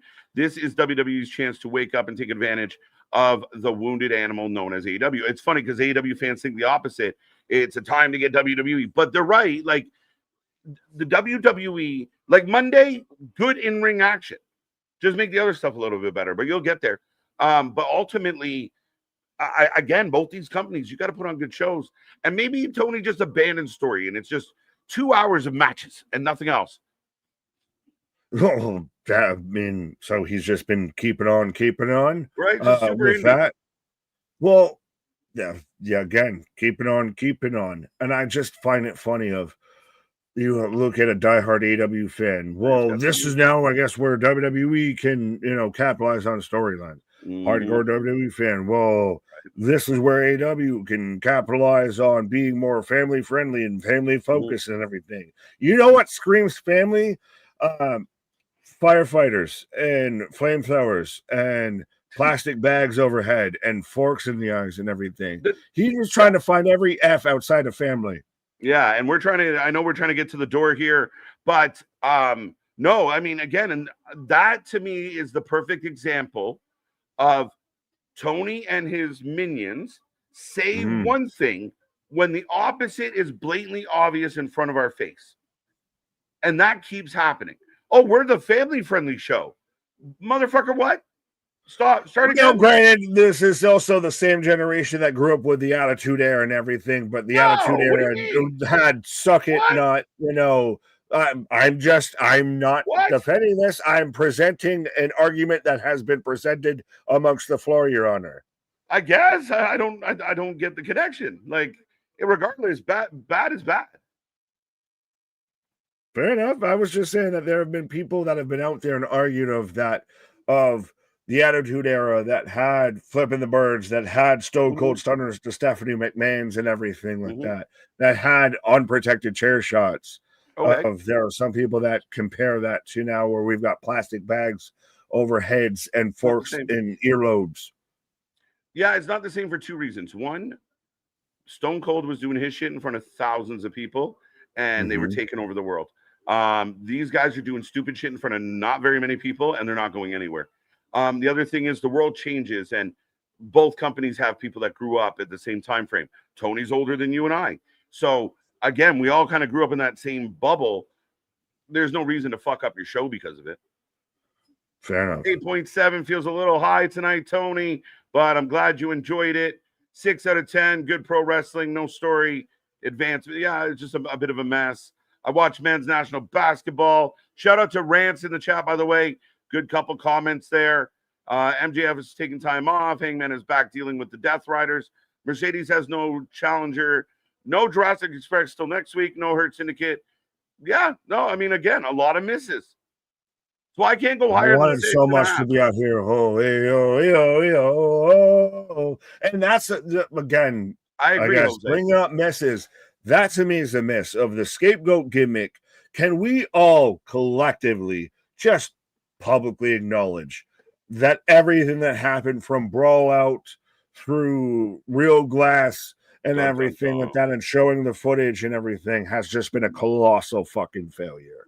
On every aspect from AEW, from showing the footage to Tony's neck brace to Jack Perry's a scapegoat to now he's all of a sudden a baby face, to the Bucks, you lose the EVP. Nothing about that has worked, and it feels like we very much just hit the reset button, and so now we can just 100%, man. I mean, I think we just listed out several opportunities. And again, I think I challenge Tony Khan. Continuity matters. Consistency is king. And can you deliver? Don't just talk big game, be big game. And if you can't be big game, do your game as best you can. Be the Thomas the fucking engine. And I think I can. We'll get you there. But again, you can't do what you're doing right now. It's a fucking mess. But that's it. Right. That's all AEW has to for us tonight. We are back tomorrow for No Mercy and Victory Road preview show, folks. 8 p.m. we go live. We're going to break down both cards. We're here on Friday for SmackDown and Victory Road. Saturday, we're here at 6:30 for No Mercy. We got so much coming your way. Our socials are cooking. We got more shorts, more reels. Go check out all our socials. But, I mean, not bad. I can't believe you said 7, but I understand. I said 7.5. I came down to meet you at a 7. Now, Daisy out here saying was better than the usual shows, but still low at 4.7. But, yes, our shit's real. Boo. Boo no, me. We don't want to boo that. You. Yeah. Who you, Blue too? But our shit is real, our shit is raw, our shit is all authentic. When you're talking about that wrestling, you put it that for life with. Come back tomorrow, folks. We got more. See you on the flip side. Good night.